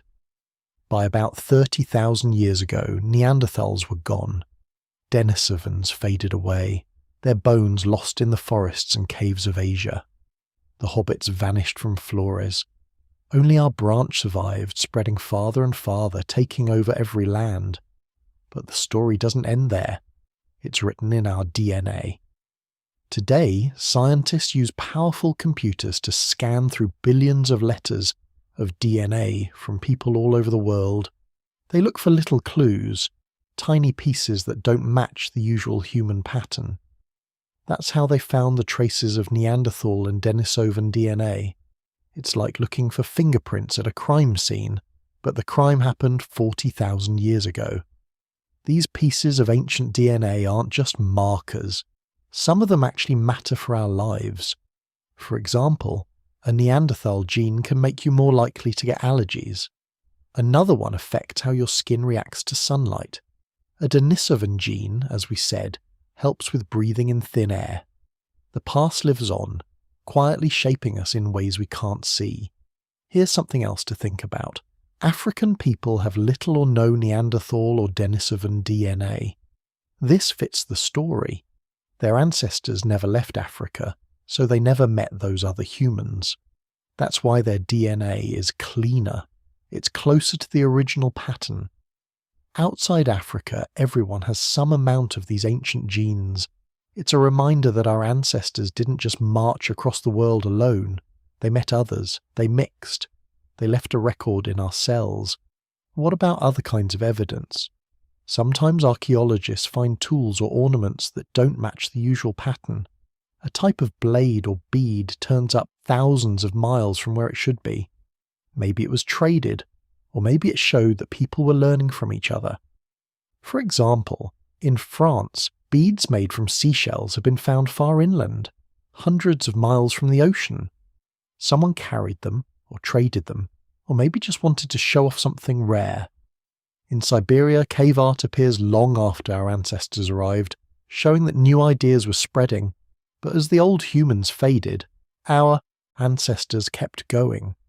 They invented new ways to survive. Better hunting tools, better clothing, better homes. They painted animals on cave walls, carved tiny statues, and made music with bone flutes. These changes happened quickly, at least by the standards of ancient time. In just a few thousand years, people went from simple stone tools to art and culture. This is sometimes called the Great Leap Forward. It's a fancy way of saying that something changed in how we think. Nobody knows exactly what. Maybe it was a new way of using language, or maybe it was just the right mixture of people and ideas. But after this leap, humans never looked back. And what about the animals? As people spread out, many large animals disappeared.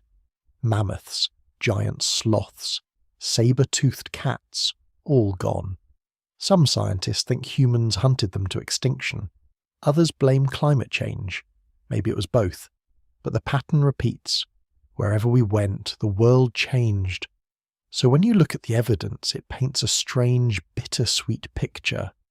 Other humans lived, loved, and struggled just as we did. They left their marks in bones, tools, and genes, but their stories ended one by one as ours continued. Why did we survive when they didn't? There's no simple answer. Maybe we were a little smarter or luckier or just more adaptable. Maybe it was a mix of everything. Tools, language, teamwork, chance. But their memory lingers. Every time you see a snowy mountain or a deep forest, remember that someone else once called it home. Every time you take a breath, remember that your body carries the tiniest echoes of those lost branches. Neanderthal cheekbones, Denisovan lungs, the stubborn fire of ancient survivors. It's easy to think of history as a straight line, but it's not. It's a tangled web filled with dead ends, second chances, and lost stories. Most of the humans who ever lived are gone, their names forgotten, their cultures vanished. But their legacy is inside us, as real as your heartbeat. So when you wonder what happened to the others, the answer is, they didn't just disappear. They became part of us. Their DNA is woven into our own, a living memory of a world filled with many kinds of humans. Their tools, their art, their struggles, they're all part of our story. And if you close your eyes and imagine, you might see flickers of their lives. As Neanderthal child laughing by a fire, a Denisovan hunter climbing a mountain, a hobbit woman watching the stars on a distant island. All of them are gone. And yet, in a way, none of them are truly lost. So what does all of this mean? What does it tell us about who we are? So we've followed the trail out of Africa. We've seen how our ancestors met other humans, mixed with them, and, over time, became the only group left. But what does our African origin really say about who we are today? Why does it matter that every person alive can trace their family tree back to that one place? Let's break this down and look at what it means, one piece at a time. First, start with an image. Imagine a map of Earth, but instead of countries and borders, you see lines, millions of tiny threads, spreading out from a single point in Africa. Each line is a family. Each thread is a journey. Some go north, some east. Some curl down toward the tip of Africa, and others race across deserts, mountains, and seas. Every single line, including yours, starts there. This isn't just a fact for textbooks. It's something that connects us in a real physical way. No matter if you're in Brazil, China, Sweden, or Egypt, your family story passes through Africa. It's the root of our family tree. Not just for some people, for everyone. But why Africa? Why there and not somewhere else? Here's what's interesting. Africa is huge. It's the second largest continent, with every kind of landscape you can imagine. Deserts, jungles, high mountains, endless grasslands, rivers that stretch for thousands of miles. It's a land of deep variety. That's why it was the perfect workshop for evolution. If you wanted to test a new species to see if it could handle anything, Africa had the test. Our ancestors faced every challenge there was: floods, droughts, predators, hunger, even other humans. Each challenge shaped them, and us. The people who survived were the ones who could adapt fast. They had to be clever, but also tough. They had to work together, but also be ready to move on if things got bad. This is still in us. Even now, when we face something new, we reach for those same skills. Now think about this idea for a second. Most animals, when they're well adapted to their environment, don't change that much. Crocodiles haven't changed in millions of years. Sharks look almost the same as their ancient ancestors. But humans are different. We're built for change. We're not locked into one climate, one food, one way of life. That's part of what makes us, us. It's a gift from our time in Africa, where change was the rule, not the exception. Let's talk about skin colour, because it's one of the most obvious things people notice. Why do people from different places have different skin? The answer starts in Africa. People there had dark skin. It protected them from the strong sun. As families moved north into cooler places, there was less sunlight. Over thousands of years their skin lightened. This helped them get more vitamin D from the sun. The change wasn't sudden. It happened over many generations. But it's all the same story. Humans adapting to where they lived. And here's something that might surprise you. If you took two people from opposite sides of Africa, say one from the east and one from the west, they might look very different. They might have different hair, different features, even different body shapes. In fact, there's more genetic variety within Africa than in all the rest of the world combined. That's because Africa is where humans have lived the longest. There's been more time for differences to appear. When people left Africa, only a small group went, taking just part of that variety with them. That's why, outside Africa, people can look more similar to each other than two people from different parts of Africa. So every time you see someone with a different background or appearance, you're looking at just one small part of a much larger story. The real variety, the true depth of what it means to be human, is greatest at the root. It's a good reminder that our differences are tiny compared to what we share. Now let's look at language. Why do we speak so many? Thousands of languages are spoken on Earth, and the biggest variety is in Africa. Some African countries have dozens of languages within their borders. Linguists, people who study language, think this is another sign of how long people have lived there. The longer people live in one place, the more time they have for languages to split and change. When people left Africa, they took only a few languages with them. Those changed too, but the deepest roots are still back home. And what about culture, art, music, stories? These all began in Africa. The oldest beads, carvings and cave paintings come from African sites. Some are over 70,000 years old. These were made by people who thought, dreamed, and felt like we do. They painted, they sang, they made jewellery, and they told stories. Culture didn't start in Europe or Asia. It began at the source. Here's something else to think about. When scientists study our DNA, they find that the further away you go from Africa, the less genetic variety there is. Imagine a bag of marbles, each a different colour. If you take a handful out and move them to a new bag, you only take part of the mix. The new bag has fewer colours. That's what happened with humans. The group that left Africa carried only a sample of the full mix. So in a way, the farther you go from Africa, the less marble colours you'll find. This has some big effects. For one thing, it means that genetic diseases can be more common outside Africa. If a rare gene happened to be in the group that left, it could become much more common in their descendants. Inside Africa, because there's so much variety, rare genes stay rare. That's why scientists look to Africa when they want to understand how genes really work. Let's talk a bit about family, not just DNA, but the idea of family. In many African cultures, family means more than just parents and children. It can include cousins, aunts, uncles, even neighbours. When you look at how early humans lived, you see the same thing. People survived by sharing, by helping each other, by working in groups. Lone hunters didn't last.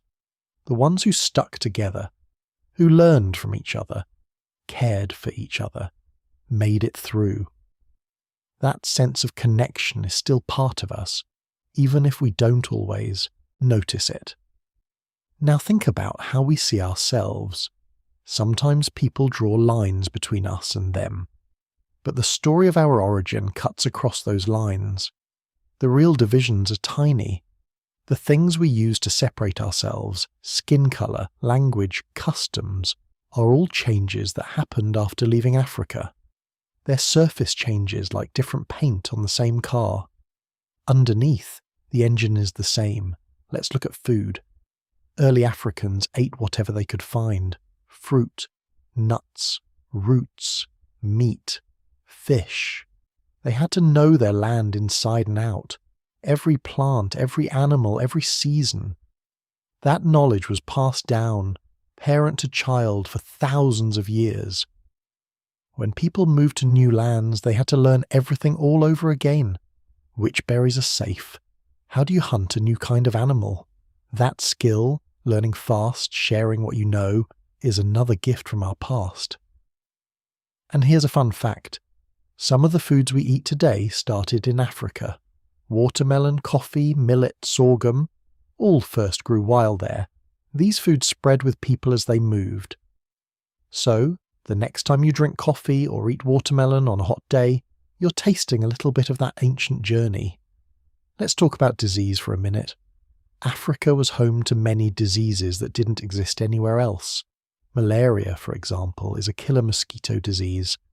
Over time, some people developed a kind of protection in their genes, like sickle cell trait. It's not perfect, but it helps.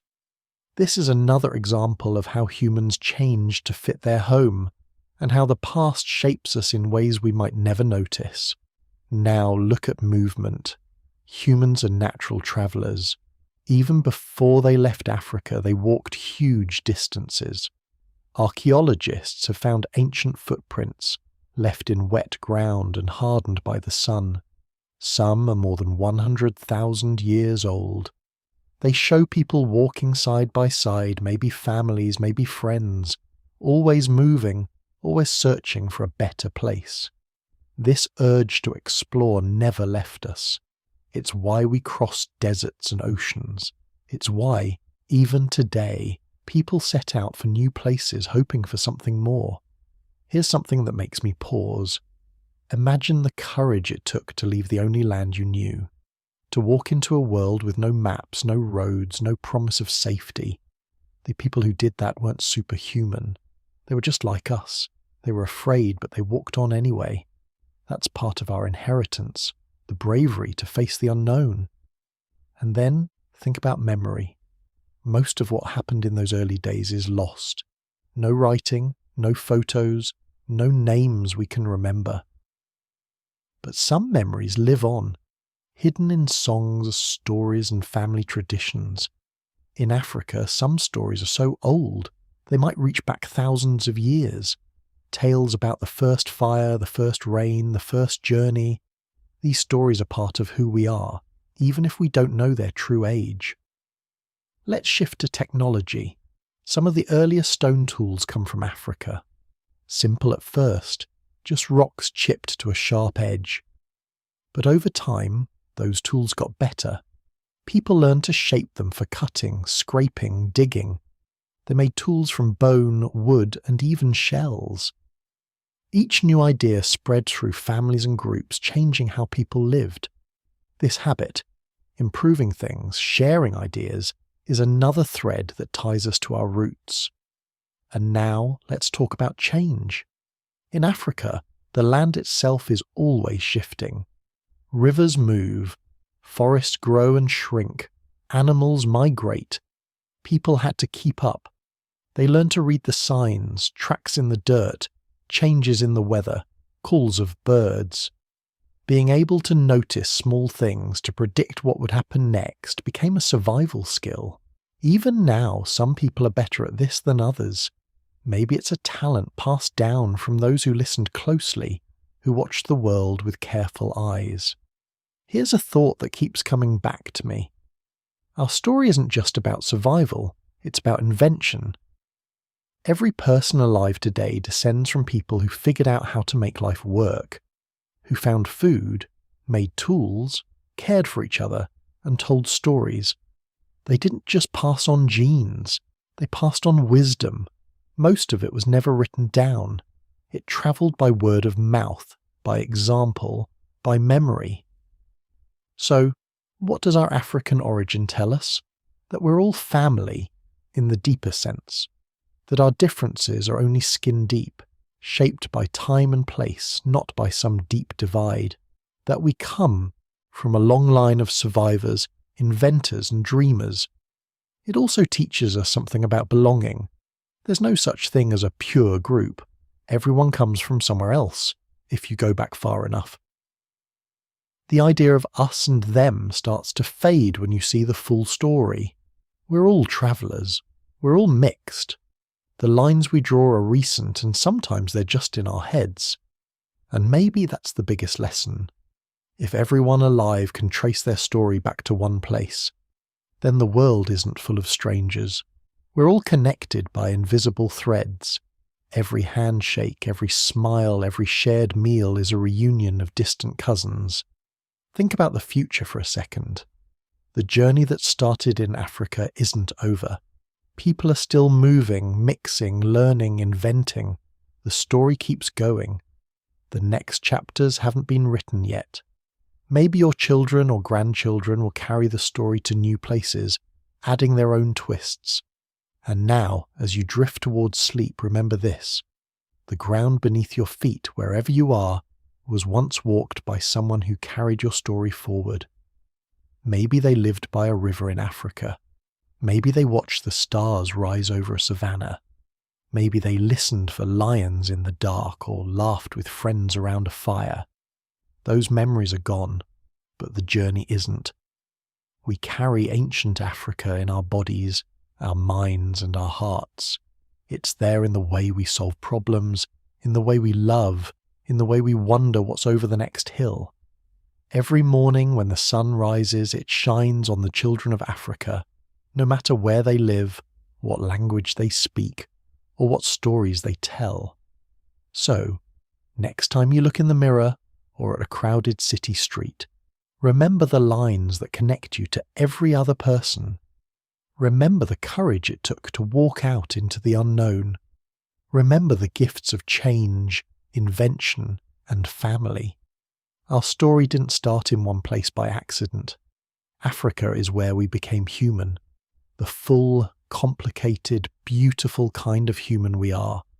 And that's what our African origin really means. Not just a point on a map, but the beginning of everything we do. It's the heart of our story, beating quietly in every one of us. But there's another question that still puzzles scientists. Once people left Africa, something strange happened. The changes started coming faster. New tools, new art, new ways of living. Why did things speed up so much? That's a mystery we'll look at next. So, if we're all connected by this ancient origin, what does that really mean for how we see ourselves? What does it say about the way we think, act, and even dream? Let's dig into the theory behind it. Not just the facts, but what scientists and thinkers have pieced together about why Africa is the root of our story, and what that does to the world right now. Start with this. Humans spread out from Africa, but they didn't just bring bodies and DNA. They brought ways of thinking, deep habits, instincts about how to live and what to hope for. That's the real legacy. Ideas and habits that run so deep we barely notice them. One of the biggest ideas is movement. Humans are restless. We don't just settle. Even when we find good places, we wonder what's beyond the next hill. This urge didn't come out of nowhere. In Africa, staying put could be risky. Water sources changed, herds moved, droughts came. So the people who survived were the ones who could leave, who could try something new. Over time, that became part of us. It's not just a story about feet on the ground. It's a story about minds that are always looking for the next step, the next solution. This plays out in small ways too. The wish to explore, the drive to ask questions. Even today, kids crawl before they walk. Then they run. Then they want to go outside and see what's around the corner. That's not just a child's game. It's a memory inside us, passed down from people who had to move or die. But there's more than just movement. There's curiosity. Ask yourself, why do humans invent things? Why do we build, tinker, and wonder? Some animals use tools, but none like us. The answer, at least partly, is that in Africa the world was always changing. The weather would flip. The animals would shift. Plants that were safe one year might not be safe the next. The people who watched carefully, who noticed patterns, who tried new things, those are the ones who got to be our ancestors. You can see this in the history of tools. In East Africa, some of the oldest stone tools are more than 2 million years old. They're simple, just rocks chipped on one edge. But by the time modern humans appeared, those tools had changed. Some were tiny blades, sharp enough to slice meat like a razor. Others were points for arrows or spears. Some were shaped for grinding seeds or digging roots. Each new tool was a risk. What if it didn't work? But again, the habit of trying, of not getting stuck, is part of our story. There's a theory among scientists that humans are the only animal that's truly open-ended in our thinking. We don't just solve one problem and stop. We solve, and then we ask a new question. We build a shelter, and then we paint it. We cook food, and then we try to make it taste better. That itch for something more is another gift from our ancestors' world, a place where you had to keep moving forward. Now, let's shift to something else. Social life. Why do humans care so much about groups? Why do we form families, circles of friends, and even clubs or teams? The answer goes back to survival in Africa. One person alone didn't stand much chance against a lion or a wild dog pack, but a group could watch for danger, share food, and help with children. Trust was everything. If you couldn't count on your neighbours, you were in trouble. This habit shows up in the way we build relationships. Even people who live in cities surrounded by strangers look for connection. We tell stories, we share meals, we look for people who feel like our group. Sometimes this can turn into division, us versus them. But the basic need is older than any country or tribe.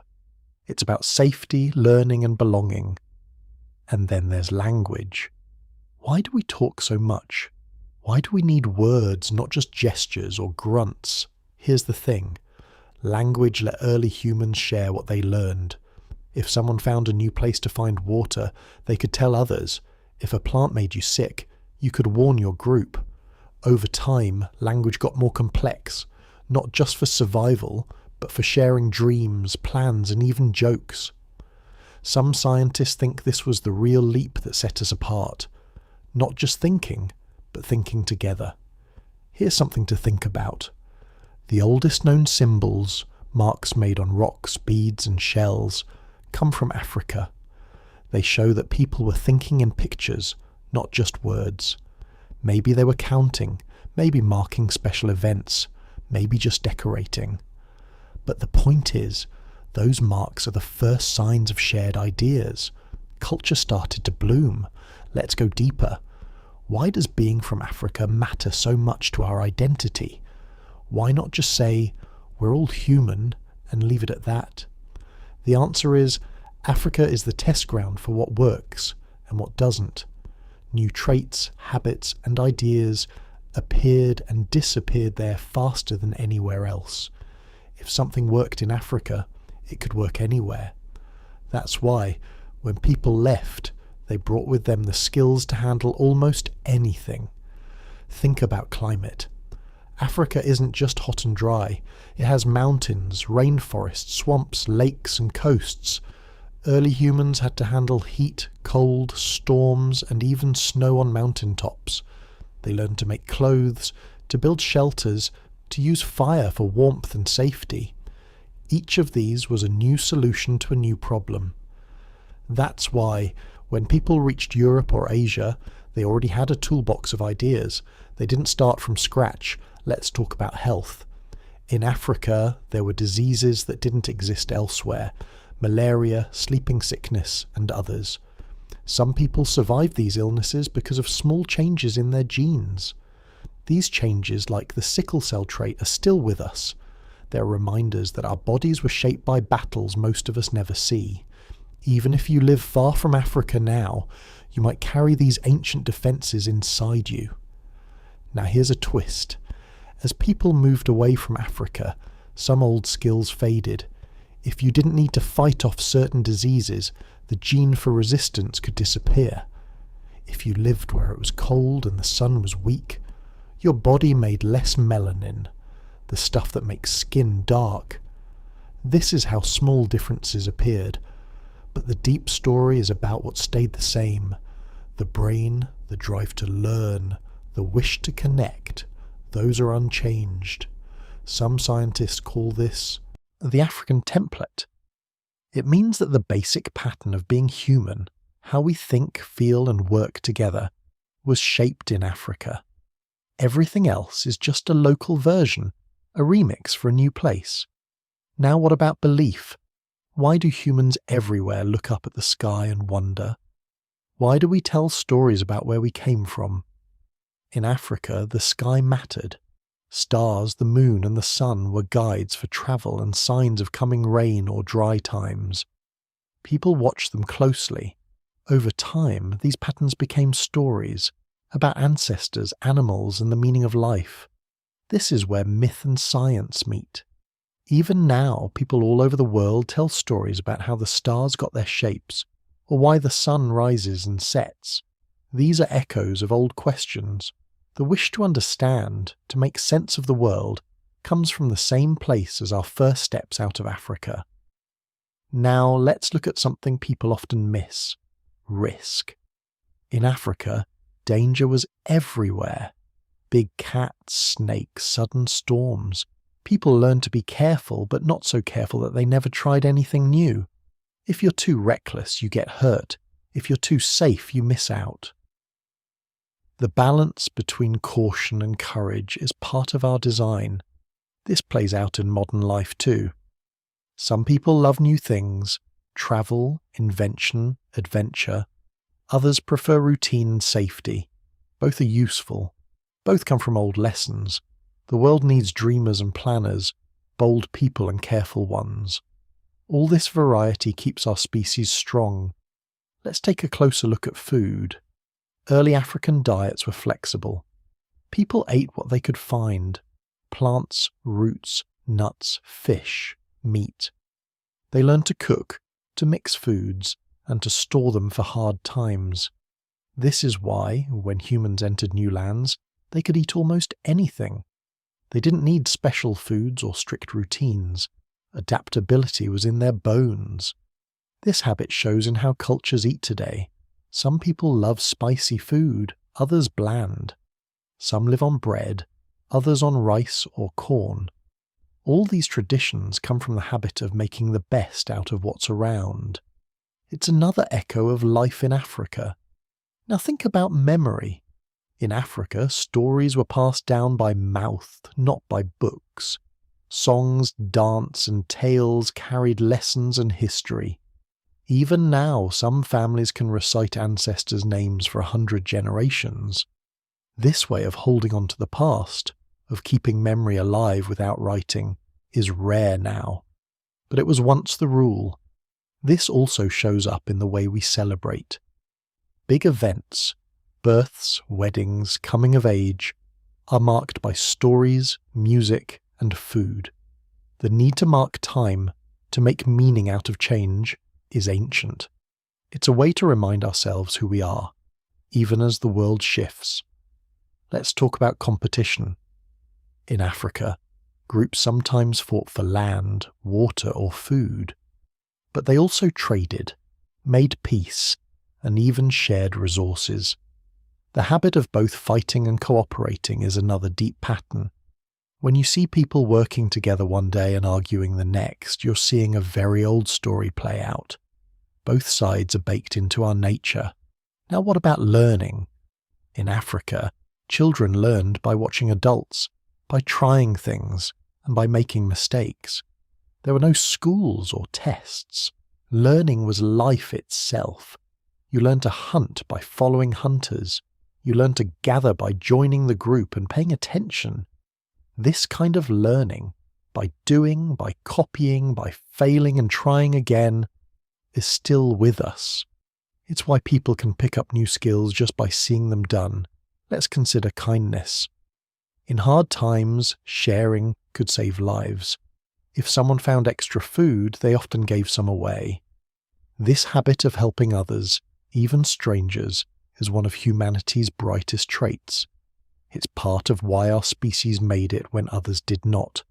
But kindness has another side. If someone broke trust, they might be pushed out. In small groups, trust was everything. So, the wish to be fair, to keep promises, to make things right. These are old instincts. They helped groups survive, and they still shape the way we treat each other now. Now think about beauty. Why do people decorate their bodies, paint walls, make music? In Africa, the first art was not just for show. It could be a sign of status, a way to call on good luck, or a reminder of something important. Beauty was useful. It helped people belong, remember, and hope. That's why, wherever you go, you'll find music, dance, and colour. These are not just extras, they're part of being human. Let's pause on this. What fascinates me about this story is how much we carry without even knowing. You might never visit Africa, but every part of your life is touched by what started there. The way you solve problems, the way you talk with friends, even the way you dream at night. They're all shaped by ancient lessons. Now, what about the future? If our story began in one place, does it mean we'll always be the same? Not exactly. Humans keep changing. New challenges come. New ideas appear. But the core, the curiosity, the courage, the wish to belong, those are old. They hold us together even as the world changes faster than ever before. So, what does it really mean to be from Africa? It means we're built for change, for movement and memory, for kindness and courage, for invention and beauty. It means that, no matter where you live or what language you speak, you have a piece of the same old story inside you. And if you ever feel alone or lost or like you don't fit, remember, the ground under your feet was once crossed by someone just like you. Someone who hoped, wondered, and tried again and again. You're part of a journey that started a very long time ago, and that journey is still going. And tonight, somewhere far away, under the same stars, people are still living in the land where the first story began. The lights may be different, the words may have changed, but the heart of it is the same. Africa is not just our past, it's our mirror, our reminder, and the beginning of everything human.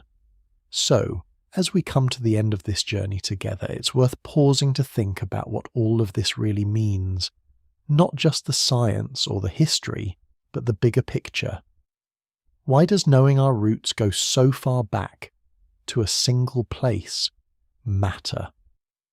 Why does it feel important that every person alive is connected by a story older than writing, older than cities, older than any country or tribe? Let's start with something simple. When you look at a map, it's easy to see differences. Borders, colours, names. These all make the world look divided. But if you could see the map another way, you'd notice something else.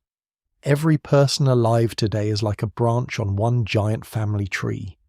That tree has its roots deep in African soil.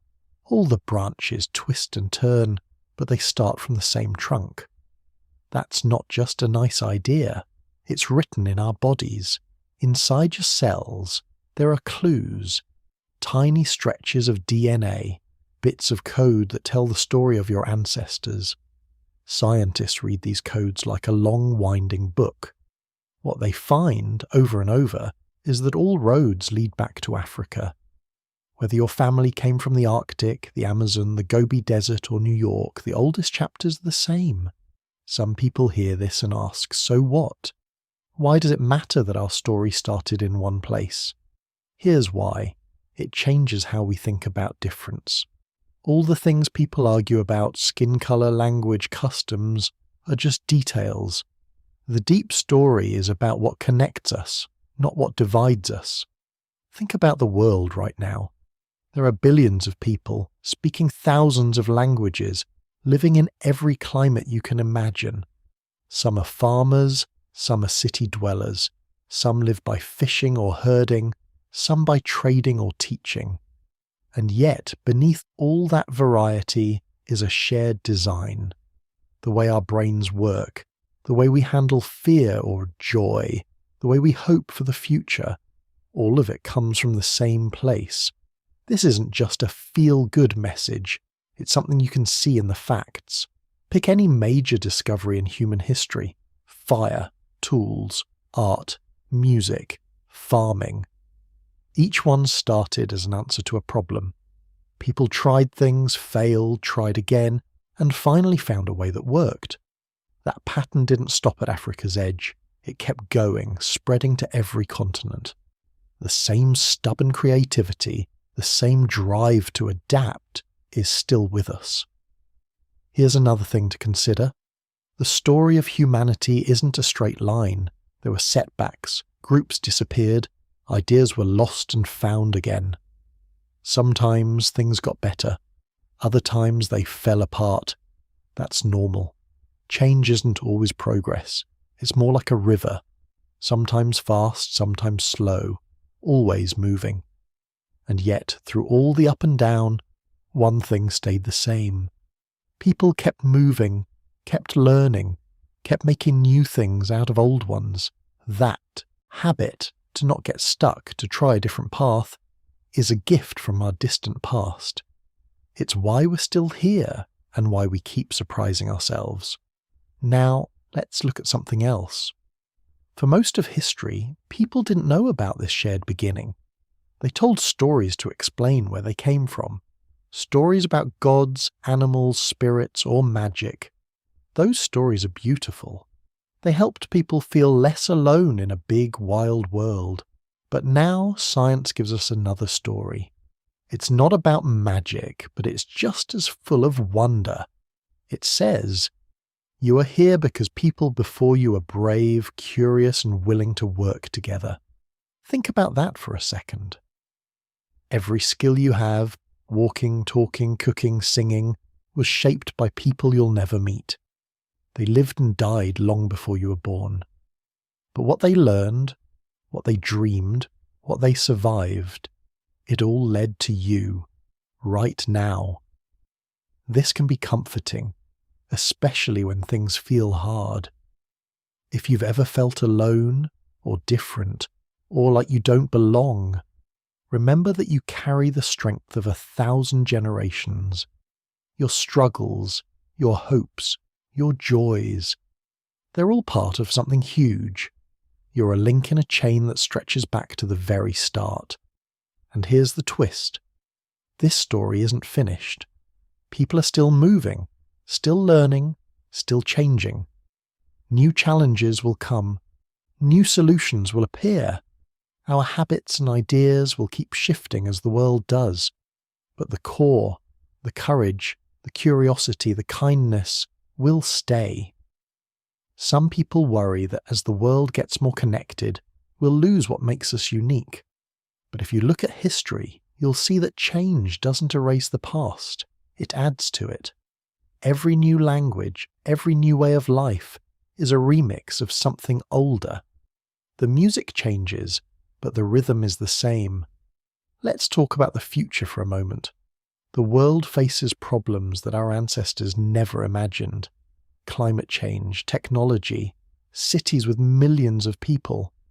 But the tools we need, adaptability, teamwork, the drive to learn, are the same tools that got us through the shifting landscapes of Africa. We don't know what's next. Maybe there will be more surprises, more twists and turns. But the fact that we made it this far is proof that we're built for change. We come from people who didn't give up. That's the deepest part of our story. It's easy to look at the past and see only the struggles, hard times, lost groups, forgotten languages. But there's another way to see it. Every step, every risk, every leap into the unknown was an act of hope. People planted seeds for a future they couldn't see. We're living in that future now. So, when you lie down tonight, remember this. You're connected to everyone who ever lived, whether you know their names or not. Their dreams are in your blood. Their courage is in your bones. The story that started under African skies is still going, and you're part of it. The next time you look at the stars or wonder where you belong, picture the journey that brought you here. Millions of footsteps, thousands of choices, all leading to you. You're not alone. You're part of a story that has no end. And somewhere, far away, someone else is thinking the same thoughts, feeling the same hopes, under the same wide sky. That's the real legacy of our shared beginning. We're different, but we're never truly apart. The story of Africa is the story of us all, messy, beautiful, unfinished, and full of promise.